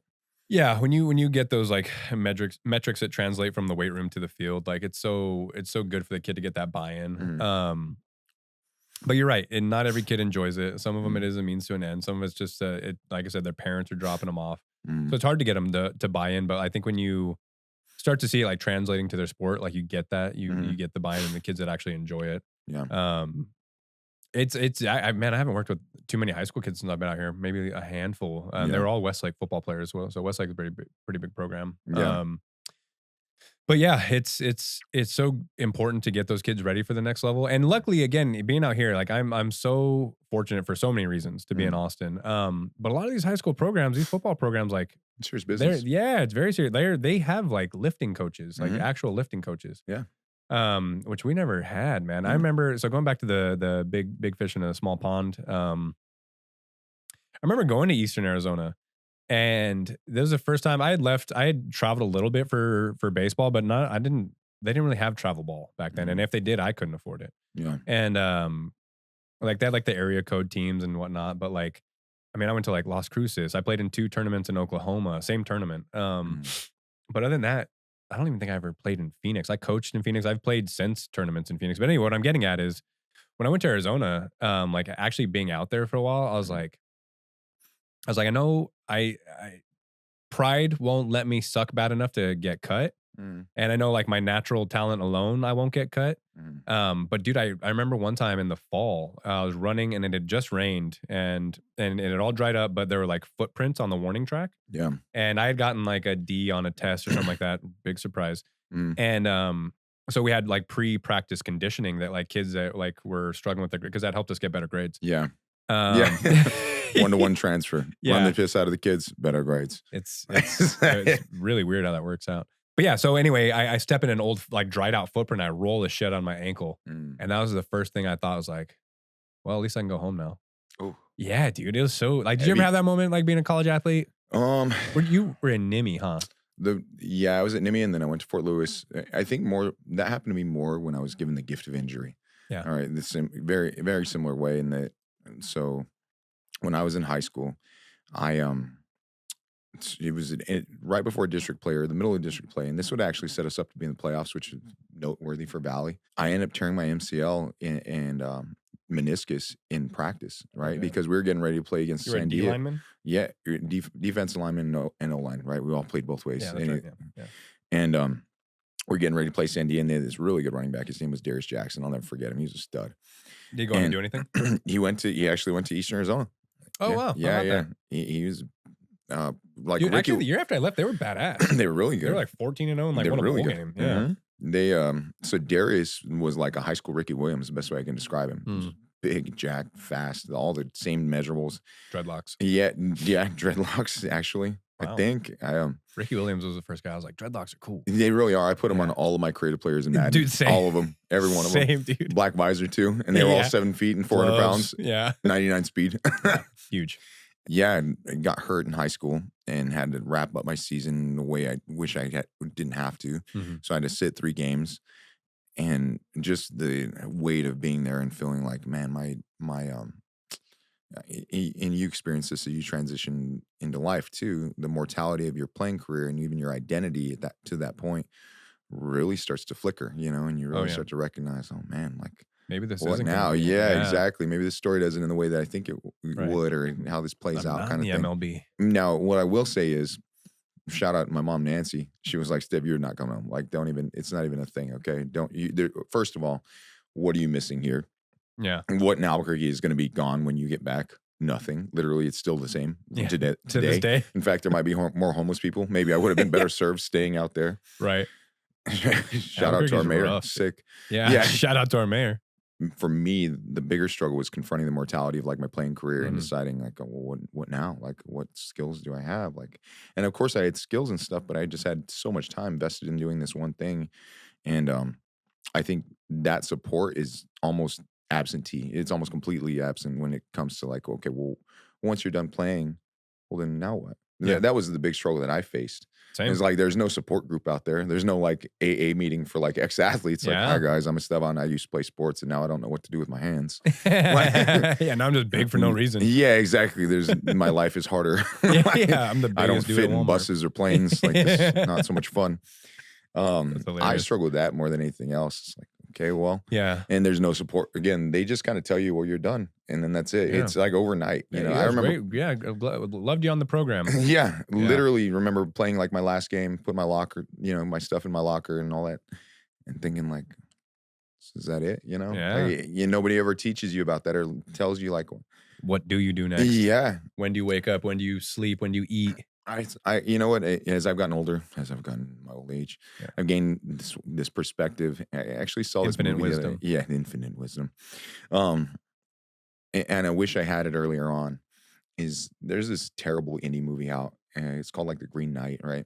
It's about this hero's journey, and at the very end of the journey, he comes to the end, and he's completed all these Herculean tasks, and he's asking the guy who's going to basically dole out his penance, like, "Is this it, man? Like, I just did all this cool stuff. Like, didn't I get redemption? Am I off the hook for whatever bad I did before, or whatever?"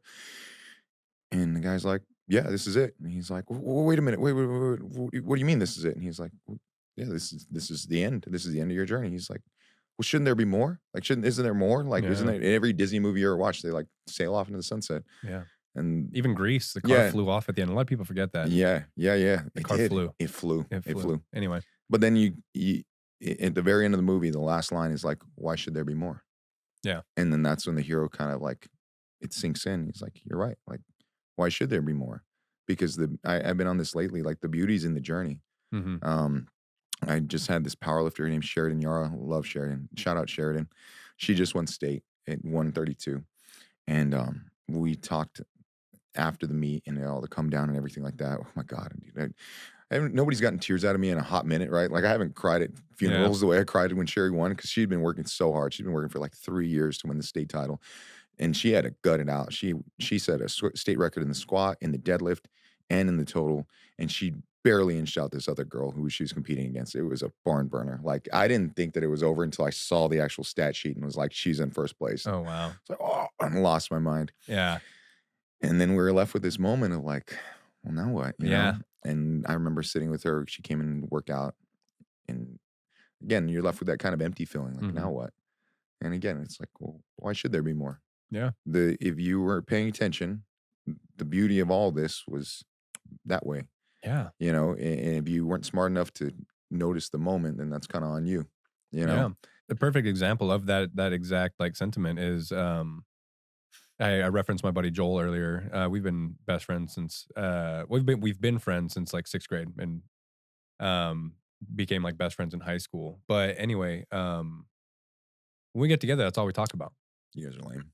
Yeah, You I guys are know. super lame. You guys just reminisce on the past. Absolutely. Hang it up, guys. Yeah, dude. Yeah, I'm here like, to find yeah. you. But like it's but like it is that moment of like you don't realize it when you're in it. No, it's hard to have that perspective. Like It's this so is the hard, best time. especially at a kid. You know, when you're talking about getting these kids to the next step and then preparing them for what potentially is after that.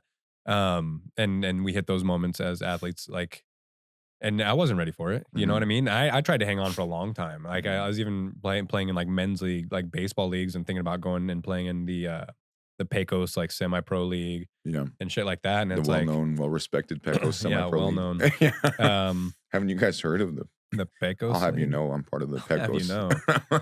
I was a backup Yeah. in the Pecos. Yeah, because but again, that was the thing is like, what do I do now that my collegiate career ended a little differently. It was when my dad passed, is when I stopped playing ball. I tried to go back and play at the University of New Mexico, and Coach Birmingham, legendary coach, he brought me in, and we came to the conclusion that I was a little too old. I was just past my NCAA eligibility, and but I was like, well, there's another route. You can go play NAIA. And so I went to go play at Wayland Baptist in Plainview, Texas. Yep. And I had made the team, and I was about to go out there, and things lined up, and I had met my soon to be my then girlfriend, wife, now ex-wife. I met her like right around that time. She's like, and she was a pretty strong woman. And when things were like starting to look bad at Wayland, because I went out there, dorm room looked like miserable, like because I was transferring in at semester. Yeah. And the basketball players are still there, and they're going to put me in a dorm room with basketball players. So the dorm room was a mess, like fucking like pubic hair on the sink, like just gross. That's gnarly. And that was the first time she had like broke down. She's like, "Don't go." Yeah. She's like, just come back. Like you can re-enroll at UNM. We'll go to spring training this year. We'll have a great time. We can get into coaching and we'll figure it out from there. I'm like, okay, whatever. But yeah, so my collegiate career ended a little differently, but it is one of those like harsh realities of like, well, now what do you do? Yeah. Crazy. But like I was fortunate to be given that a second time, but as an adult, like after I got divorced, it was like that like clean slate of, okay, you had your life planned, because as a college athlete, we all think we're going to make it. Yeah. I got that gift a second time of like, okay, clean slate, don't fuck it up this time. So I fucked it up the first time, that's for sure. Yeah. But getting back into your athlete that you just had compete at the powerlifting, it made me wonder, do you still hold the New Mexico records? Yeah, I got a couple. A couple? I got a couple in there. A couple of them legal. Yeah, a couple of them. I believe USPA squat, I want to say total at 275 and 305. Might have the bench press in one of them too. But yeah, at least 2 classifications. Squat for sure, and I know total for sure in at least one of them. So yeah, those are hanging in there. It was okay. You threw out some numbers. Are those kilograms? No. God, 760 kilos. No, you didn't say 7. You said like 2 something and 3 something. Were you talking? Oh, so 275 pounds. Jesus, did I look that big? No, 275 kilos. Your weight class. Sorry, I was talking about what you moved. Oh yeah. So when I was competing in powerlifting, yeah, my best total ever, I did a 760 squat. Might have been 765 now that I think about it. Somebody fact check me on that. Yeah, 5 pounds. Yeah, I would work for that 5 pounds. And then 472 bench. And then I think in competition, I was upper 6s. I'd pulled 717 in training, but I don't know if I ever pulled that in a meet. I have to double check. But I think I crossed 7 in a meet at least once. So yeah, it was a good time. Yeah, that's a much larger stiff. That was a bigger stiff. Yeah. How much? Sometimes I miss that. I'm like, moving this would be easy. Like my powers have left me. We're in full circle. Yeah, we're back to the Samson moment. You said you're like 240 now. Yeah. And what were you then? 275. Competed at 275 and at 308. 308. 308 class. Yeah. Wow. I have some pictures. This is a good time.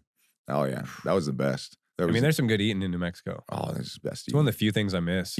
My issue was never the eating part of it, and that I could eat clean all day. The problem was the excess. Like I have no governor here. The problem with this, and a lot of things. Yeah, and a lot of things. What you're looking at here, it's borderline obsessive in certain ways, in that whatever it is that I'm pouring myself into, and eating was one of them, I was going full send. Yeah. Right. I couldn't have like a donut. I'd have the box of donuts. Yeah. Right. I couldn't have a burrito. I'd have or doesn't. maybe half a burrito, right? Let's say that I'm at breakfast and it's like I'm kind of full. I could leave some of that for No. later. No, no, let's finish this now. Yeah. Okay, let's do this now. I How don't many want to have siblings this. do you have? 4. Kind of bigger family. Yeah, Bigger for today's age. Because I yeah. think of that because I'm like one of at least 6. That's a poverty thing, maybe more so, right? Like Yeah. you gotta eat when the food's available. Exactly. So that's what I was gonna say. Like for me, because I know that's a big thing for me. Oh yeah, When I've gotten to my heavier weights and yeah. like my very unhealthy weights, I always think about that. I'm like, I have a hard time pushing the plate away, even when I'm like uncomfortably full. Yeah. I'm like, there's still food there. I gotta finish it. If I paid for this, I'm gonna finish it. Mine was twofold in that. So poverty aside, when I'd hang out at grandma's house, oh, she's the best. She's the sweetest lady. Shout out, Grammy. Shout out Grammy. She's great. I hope she sees this podcast. She's the best. She would hook me up so I'd get home from elementary school. This is a childhood obesity thing.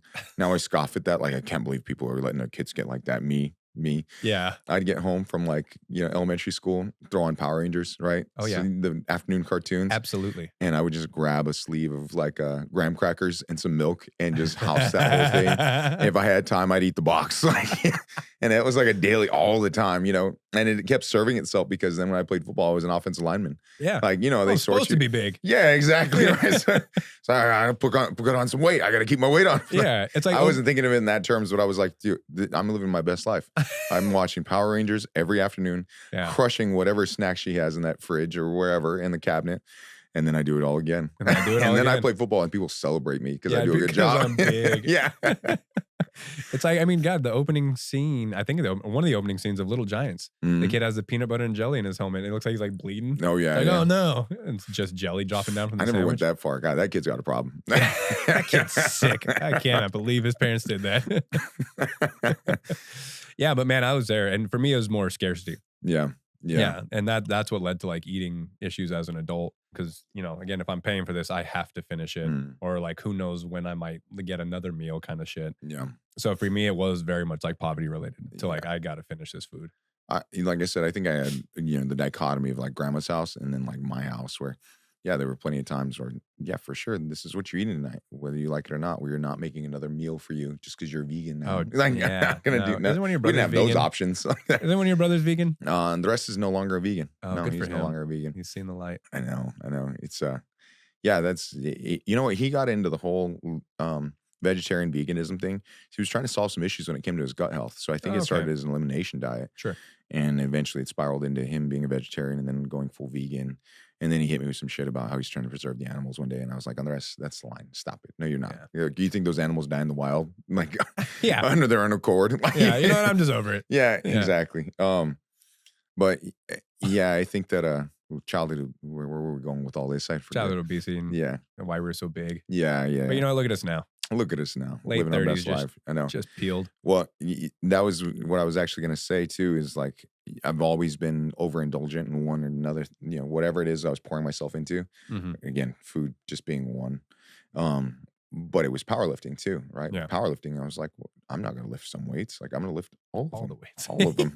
I'm going to lift them. not just all of them, but more than you guys and you and I'm you gonna lift and all anyone your in this weights. room. I got to that point. I got like that with everything. I get like that with training. I get with anything competitive wise. I'm like, I'm all in. I get all, who's going to carry the boats? It's a gift and a curse. Like, if it's directed into something positive, I'm great. If it's not, it's bad. It's bad, real bad. Yeah, if you channel that properly, I mean, great power comes great responsibility. Yeah. Well, and I do think that a lot of people are like that too. I say that myself, but I know that there are a lot of people who, again, when you talk about diet and nutrition specifically, how many people do you know who fall off their diet and they're like, well, that's it. I can't ever recover. That's it. Or they miss one gym session and they just never come back. You see it? All the time, right? Yeah, you see it. We're so all or nothing with everything. You would never give ourselves grace. So like, hey man, you had one bad meal. I tell my nutrition clients that all the time now. It's like, it's cool. We'll make it up in the macro. Yeah, and you don't have to have like just salad. Yeah. Like, no, just get back on track. Just eat normal again. You don't have to like hit the opposite extreme to find the medium. Yeah. Right? I had a hard time doing that for forever. I was absolutely 36 when I kind of started figuring that out. Lion's share of my life. Yeah, I remember there's a great place in town called Juice Land. And I remember like, that's when it kind of hit me. Because I'd have like a terrible weekend. I was like, I'm just going to go buy 2 days worth of juice. And I'm spending like $120 on juice for 2 days. Yeah. It's like You know, were you bathing in the juice? no, What were you not even doing? that much. That's the effed up part. Is Yeah. like you get like maybe a dozen of these like little things, Yeah. and I'm like, what? I was like, no. And I've been fortunate to follow Lane Norton for a long time. Lane Norton's on it. I use the Carbon app. Oh, nice. Yeah, Yeah. I have it as well. I haven't used it in a while, but I do have it. But that's what really started me on like there is a way to like still enjoy foods and have like a good diet. And this was back when he was with bodybuilding.com, and it wasn't Carbit, it was Avatar. Mm. Yeah, before it was Carbit. Not like the Nabi Avatar. No, it was before the movie. Mm. Yeah. And before the cartoon too, if I'm not mistaken. There's a cartoon. The Avatar cartoon? The Yeah. Airbender? Oh, yeah. Yeah, it's a great lame. cartoon. What are you That's- talking about? You're I've not into never seen anime? it. I am actually. Dragon Ball Z, entry level. Yeah. No, Dragon Ball Z is great. Anyway, but yeah, Lane Norton's fantastic, and he continues. And what I like most about Lane Norton is he'll come back and be like, "Hey, previous studies showed this. I stated my point. Now studies are leaning towards this, and I'm here to like show you the evidence." Yeah. He was never like dying on one hill. Yeah. He was continually evolving, like with whatever hill came next, Mm. which is kind of the science of like what we're in because it's so young still. You know what I mean? Of like the evolution of weight training and especially compared to other sciences. Yeah. The game, like there's information coming out all the time about like what's beneficial, what's not, and people die on certain hills, and it's like 2 years later, it's like, oh, it turns out. I remember when I first started taking creatine. Yeah. Creatine in high Thought it school was going to destroy your kidneys. Yeah, I had a coach like, oh, you don't need to take that. Your body naturally makes it. Blah blah blah blah blah. Yeah, and now it's like everyone of every age should be taking creatine. Did Male, you see Rhonda female. Patrick's stuff on like macrodosing creatine? No. 25 grams of creatine on a day that you had like really poor sleep. Oh yes, I have seen cognitively that. rejuvenates you. Yeah, studies. Yeah, and then he has like backed up studies to go with that. Mhm. Like, yeah, if you're on like 3 hours of sleep, Mhm. just take a macro amount of creatine and My wife's here and she was just arguing this point, so I hope she heard that. yeah. Shout out Nikayla. Shout out Nikayla. Women are really good at admitting when they're wrong. I Mm. found that out in my Every time. She's Every like, you know time. what, Stev? You're right. Yeah. They're really evolving. Anyway, so you got She's giving me the finger in the window. I know. And Paul's pointing at his watch, like, wrap it up, guys. You got Apex in June, and then football season coming up, and you're a football coach at La Cueva as well, correct? I'm just a performance coach. Oh, Thank no God way. I made Okay. that. Yeah, no, I made that well known from the jump. I was like, guys, I love football, but there are two parts of that. One, I know my wheelhouse. I know where I can be useful. I can know where I can show my utility, and I know where I can show my best skill set. Right. Mhm. Let me do the S&C. That's plenty to manage all by itself. That's why colleges hire S&C coaches. They don't. Why the hell would a head coach want to run the S&C program in addition to their football? Everything else they Yeah, have to do. exactly. Literally everything else. Yeah. Don't wear all those hats. So give that to me. Give me that hat. Don't worry about it. That's my hat. And then the other side of it too is again the football part of things. Like truth be told, I can offer so I'll go to Sunday meetings just because I like being around the boys and like listening to their insight. I enjoy the game planning. I enjoy the strategy. I enjoy hearing their takes on whatever it is the other team's doing or how we're going to capitalize. But some days I'm like, the game's kind of passed me by, man, because it's gotten intricate and complex, and there are different things that they're doing. That's and as an funny. offensive lineman, like I can recognize blitz patterns, right? I can see, okay, dummy safety's rolled down. They're probably going to send guys aside. Like, I can see those things still. Sure. And I know how to block zone and whatever else. But still, when it comes to concepts and methods of implementation, some of it's gotten really intricate, man. And so Dude. there are parts of it that I'm like, all right, walk me through this, coach. Explain to me like I'm 7. I've Why? never heard anything about football. Tell me what you guys are doing here. It's crazy because I still like eat, sleep, and breathe baseball. I love it. Really? Yeah, I watch it every day. But I think that all the time. I'm like, if a high school came up to me and was like, hey, like, you want to come be a JV coach or whatever, I'd be like, I feel like the game's kind of passed me by as well. Like the whole thought process of like launch angle and all these other things that come into the game. I'm like, that's so different than what I was taught. Yeah. Yeah. So it's like, I don't know if I could coach in today's game without like doing a ton of research. Yeah. Yeah. And then, like I said, but I still love the game. Like I watch it all the time, but I see it. I see it happening like in real life, like with the pros. I'm like, that's not how they taught us. Like, and I feel fucking old when I say that. Like back in my day, Oh my God. we're like, hit the ball, the top half of the ball, line drive, ground balls through the infield. And now they're literally teaching the opposite. Yeah. Like launch angle, like get underneath the ball and just see how far you can hit it. Mm-hmm. Why not? Yeah. Different game. I like a lot of that stuff too because Same. they're really baseball, especially, is really taking to the sports science, Yes. right? Like spin rate, all that stuff. Oh, they're huge. There's exit velo, so many all that different stuff. like quantifiable like numbers in the game. It's absurd. The metrics are insane. Yeah, I agree. I do this little mental exercise. I don't call it a mental exercise. It's an argument I have with myself in the car sometimes, where I go back and forth on some of the the dynamics of sports science and then the actual logistical implementation and what that looks like from a human behavior standpoint. So I think there's always, like you were talking about Lane Norton, the latest and greatest information that's always coming out on why he's changed his mind about this topic or that topic or whatever. You can dial in your nutrition to a point that you can turn your body into this Adonis-like figure if you just get it right, right? That's how bodybuilders get their physiques, is they dial in every part of their nutrition, whatever. Or when it comes to sports science, we have things like VBT, we have all these data analysis, we have force plates, we have Tendo units, we have all these things that we can rely on. And yet you're always confronted with logistics and the athlete's willingness and ability to actually absorb some of that information and take it in. Yeah. And the coach being the coupling between those things, right? So you can have the best sports scientists in the world and all this latest, greatest data and information technology, whatever.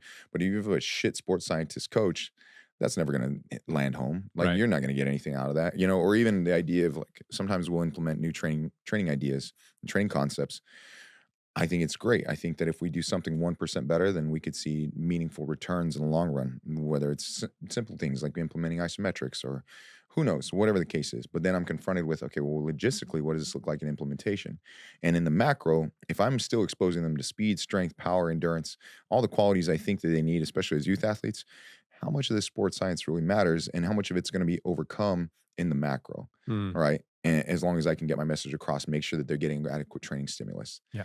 I'm always playing that game. It happens all the time. Fine line to flirt, man. Yeah. Yeah, because it's like how much of that is like digestible by the athlete. Yeah. You know, and like I'm very much in the boat of like, I don't want to know it's in the Slim Jim. I just want to know that it tastes good. Like just get me to do that. And 100%. Yeah. And it's kind of like that same thing. Like there's so many quantifiable things that go into the game these days in any sport now compared to like when we were in high school. And that's including the aspect of just the strength and conditioning. And you have these guys that are like trying to reinvent the wheel. And I see these coaches that like try to add like certain, or they go to the next greatest certification. And then that's all they're teaching now. And I'm like, brother, the go-to guys. Yeah. Right. Yeah. If you just take your shoes off and just do a little more foot training, maybe George Kittle wouldn't have torn his ACL. You ever think about that? I love those guys. If he lifted his big toe a little more. I love those guys, the go-to guys who are like, yeah, if he had just done a little bit more foot dexterity and just practiced the greatest of all time positions and postures, then he probably would have not suffered an Achilles rupture. Yeah, Derrick Rose would have been way better. I don't know. Maybe it's got something to do with the fact that he's an all-pro guy who's 31, has played 16 games, and he had a 275-pound lineman pushing on him. Yeah. Sometimes things break. I don't know. I could be wrong. I've been wrong before. I'm willing to be wrong now, but tell me that I'm not, or tell me that I am. I don't know. Yeah, but that again, it's just such a, but it's great, man. I love being in this field. And to tie it all back together, like you were there at the beginning. Oh yeah. Yeah. The very beginning. You were there making fun of me. I appreciate that in a lot of ways, but I have to say, in the time that I first met you to now, obviously worlds apart. That Nick, hey, that Nick is vastly different than the one that stands before me now. And I don't know how much we can say that I'm a mentor anymore, more of like a cohort, or somebody. This is more of a fellowship at this point, because I've seen how you've grown and matured, and obviously you created a name for yourself inside of the correct community. That's no easy task, right? Like, how many coaches do you guys turn away? People throwing their resumes down on the table and being like, maybe I could work here. And it's like, no, they only hire the best. I think that's always a really, really big sign of praise. That's high praise from you, but I think at this stage in the game, man, you've done awesome things for yourself. So I obviously can't take credit for many of the things you've done at this point, man. You've done a hell of a job. I appreciate that, man. That does mean a lot. No, I very much credit you and LH for kind of shaping me into the coach that I am today, and in different ways. But yeah, it's God, dude, I was so young into like coaching in general when I first came to Athlete Ready to work with you. Shout out Athlete Ready. Shout out Athlete Ready. They still a business? I hope not. I think. Yeah, man, it was a good place for like great coaches to meet. I mean, it was you, me, Craig, Uncle Craig, and then Dio Craig. And that's where I met LH too, because that's when he was renting out space before he opened up Performance Ranch. Which eventually led me to getting fired from Athlete Ready. You remember that? That was a good time. I absolutely remember that. They thought it was you. They It were was like, me? yeah, they thought it was you because What they thought about me? I was talking to you to get a job there. Oh, yeah. And I was like, no, I was talking to LH about his Onnit connections. I'm the villain in everybody's story. Everybody's story, yeah. And I am in this sick villain character arc that in a lot of people's stories. I'm like, sometimes I don't know what I did. Yeah, I didn't do anything.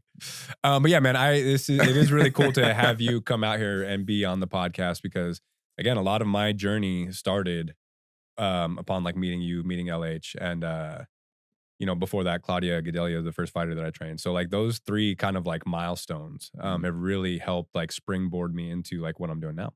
So again, awesome to have you on the podcast. Great that you're here out in Austin supporting your girl. What was her name again? Oh, Monica Sandoval. Monica Shout out Sandoval. Monica. Shout out Monica. Monica. She's gonna crush it. She's so strong. I'm gonna try to come out. Do you have to? If I go, can I come and go as a? I think they do like a $10 spectator fee or something like that. So as long as you're cool with that, Yeah. if you want me to comp you, I will, man. Yeah, you can buy me a beer. Running through the business. I don't know. We'll figure it out. It's an expense. It's an expense. Yeah. But yeah, again, awesome to see you doing that. Cool to see all the stuff you're doing in Albuquerque. Again, it seems like Transcend is really doing well with like the marketing and obviously like the development of the actual athletes themselves and not just like the whole like, hey, look at us on Instagram. But you guys are really kind of firing on all cylinders, it looks like. We're doing our best. We really are. And I was asked the other day, where do you see this going long term, 5 years, 10 years, or maybe even when, you look to retire, whatever it is. It's hard for me to quantify that in a lot of ways. I think my biggest ambition is to help the community as much as I possibly can in the best way that I can and using this skill set. Yeah. I think that my overarching goal isn't necessarily to make it into an Exos-esque monolithic brand in the industry. Sure. And maybe it does become that maybe one day, maybe it doesn't. But in any case, if I can have greater impact here, I think if you keep your little patch of grass watered and nice, then that just is so meaningful in terms of the waves and ripples it spreads throughout the community. Yeah. Right. And that's what we want to do. We want to help as many New Mexico kids as we possibly can and kids from beyond, kids Sure. coming from out of state. However we can, we want to make an impact. And ultimately, it's got less to do with the training and more about building young men and women who feel more confident and prepared. And I think that's what we're selling more than anything else. Yeah.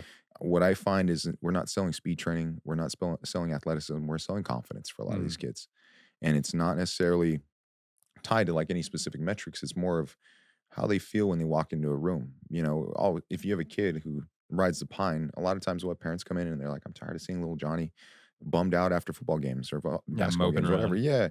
All of a sudden, he starts playing a little bit. Coaches start to notice him. His teammates start to notice him. All of a sudden, he has some social status. All of a sudden, he's got some street cred. Yeah. All of a sudden, he's walking around with a little chip on his shoulder. He's got some swagger. Yeah. To me, that's just as meaningful as, any of the kids that we take from a 1-star recruit to a 3-star recruit, or improve their sprint times or whatever. Because again, in that instance, this kid's walking around more confident and all of a sudden he has some friends. Yeah. He's got friends legitimately. And in other cases, kids who go from being, maybe a JV, JV C team type player to all of a sudden they're cracking the varsity roster. That changes the meaning of your whole athletic career, the trajectory of your athletic career. Yeah. Think of like Chris Cormier in Friday Night Lights, when he was Booby's backup. He was a third string guy. Yeah, Waterbug. Yeah, and then all of a sudden, he gets a starting role, pops one, and people are looking at him different. He's got the Letterman, he's strutting down the hallway. It means something, man. Yeah, absolutely. Well, and I think that more often than not, and I've noticed this over time, when I run into ex-players I've worked with, we never talk about like how much I helped their bench press. Like not maybe once in a while, but it's more like, Coach, thank you so much for pushing me. Yeah. Thanks so much for seeing something in me I didn't see. Yeah. Those kinds of things. Those are what I appreciate more. So the more I can do more of that, the better off it is. And if I can make a living doing it, cool. Dude, I'm right there with you. And it started off with athletes. It started off Gen Pop, then athletes, and now like a good mixture of both. But it's always like I had a client just get married recently, and he's like, man, the 2 years I trained with you like really changed like a lot. Because he went through some like personal stuff, but he's like, that was like my first like step to kind of get my life back on track was working out. He's like, so you holding me accountable for the last 2 years. Yeah. And those, like I said, those are the kind of conversations like, okay, cool. This is exactly why I do it. And if I can make a living doing it, like perfect. Like I'm fulfilling a purpose and it's so rewarding. Yeah, I agree. Can I do a couple shout outs? Yeah, absolutely. Shout out everybody. Oh yeah, for sure. Shout out all the Cueva boys I work with right now. Every athlete that trusts us at Transcend and their parents. No doubt about it. Nothing happens without those parents. Absolutely. Shout out to the staff I work with, both the Cueva staff. Phenomenal. Coach Back has been incredible when it comes to just leaving me alone and letting me do my thing, and immensely supportive. He's the guy who actually shields us from all the parents. He takes guys hide behind me. And he's great. He's really really Adrian? good. And then of course, yeah, shout Oh, out. sorry. No, Who'd you no, say? Coach Back, Brandon Oh, Back. gotcha. The whole staff over La Cueva, and then shout out to my performance coaches at Transcend. Every one of them is taken our facility and treat it as their own. They've all developed their own individual roles, their own individual characteristics. They've come a long way as just coaches in general. But I think they're doing the Lord's work, for lack of a better term. My partner, Adrian, of course. And then finally, and probably most importantly, my wife and my kiddo. Yeah. I couldn't do any of this without them. Yeah. My wife is my biggest fan. She's in here taking pictures and all the That's whole so nine. awesome. It's I love dope. it. Yeah. Can't ask for more than that. It really can't, And she's not pulled her. Well, maybe she probably has pulled her hair out once or twice, but she's weathered the storm being a part of this. So That's a lot. I can't be mad at that. Yeah. That's awesome, man. Again, cool to see all that you're doing, everything you got going on, and to continuously evolve as well is really cool. Also physically, because again, like I've known you as always like fucking big powerlifter still, but now you're a hybrid athlete, bro. High rocks, watch out. I'm a Hybrid rock star. I may not do a high rocks just because I'll be called a hybrid rock star, and You I'm should like, do it. that's gay. Yeah. Get the iron, like everyone that does an Ironman, get the tattoo. Oh my god. I haven't seen any High Rocks tattoos yet. Oh, yeah, I'm sure it's coming. There's got to be somebody. Yeah, maybe I'm throwing that out there now. What's the High Rocks symbol? I don't know. Is there a symbol? Puma, Is because they're it sponsored by Puma. Oh yeah, That's what I think of. But no, I have no idea. Yeah, they don't have like a. Yeah, if super you call me a recognizable hybrid, if I do a High Rocks, you better not call me a hybrid rock star because there'll be hell to pay. Yeah. I'll be a little disappointed. I might cry in the shower. There This is what I've become. have been times where you've gone full Hulk on me, and it's not enjoyable, man. I remember one time you like bear hugged me and like shoved your forehead into my sternum. I know. I'm great with the aftercare, though, I so it's was all like, good. it was like a Colossus when he ripped Deadpool in half. Yeah. That's what I thought was about to happen. Don't worry, I'll take care of you every time after. If you just Anyway. weather the storm, the aftercare is just Yeah, worth and here it. we are. Here we are now. You're on my podcast. Cool, man. You got anything else to add? Where to find you on the socials? Coach Stev, on Instagram, Twitter, Coach Stev. I use Stev because for whatever reason, even though we're in New Mexico, nobody can say Estevan. Estevan, yeah. Yeah, and then rolling Hispanic. I love when my aunts say it because they really roll it out. They Yeah. feel like a cartel member. They're like, "Oh, Estevan." They give me Estevan. some of those. But yeah, Coach Stev and Instagram and Facebook, of course. That's really it. And then the of course gym? Transcend. Yeah, Transcend NM. We have 2 pages. We have our Transcend New Mexico, which is our sports performance page, and then we have the Forever Athlete, which is our adult side of things. That's where cool. you find the Run Club and everything, all the other events we have going on. Shout out Run Club. And Run Club, They're taking over the nation, brother. Yeah, we are. Yeah, we are. High Rocks is next. Yeah, us versus the world. Yeah. All right, everybody. Thanks for tuning in. Again, this has been the Lions Pit podcast. I'm your host, Nick Gomez. My guest today, Estevan Lucero. Thanks Super for having appreciate me. you coming on, man. An honor to have you. And then shout out to Set. That is SETT. Go to getset.co. This is a new nicotine alternative pouches. Just came out 2 new flavors with blood orange and mint. More of a spearmint than that wintergreen that they previously still have. And then also shout out to Ghost Muay Thai. That is GH05ST. Ghost Muay Thai, really changing the game as far as the aesthetic of Muay Thai. Some really cool patterns and logos come out. Their apparel and awesome training gear as well. So go to both of those places. Use code THEPIT at checkout for a discount, and we will see you guys next time.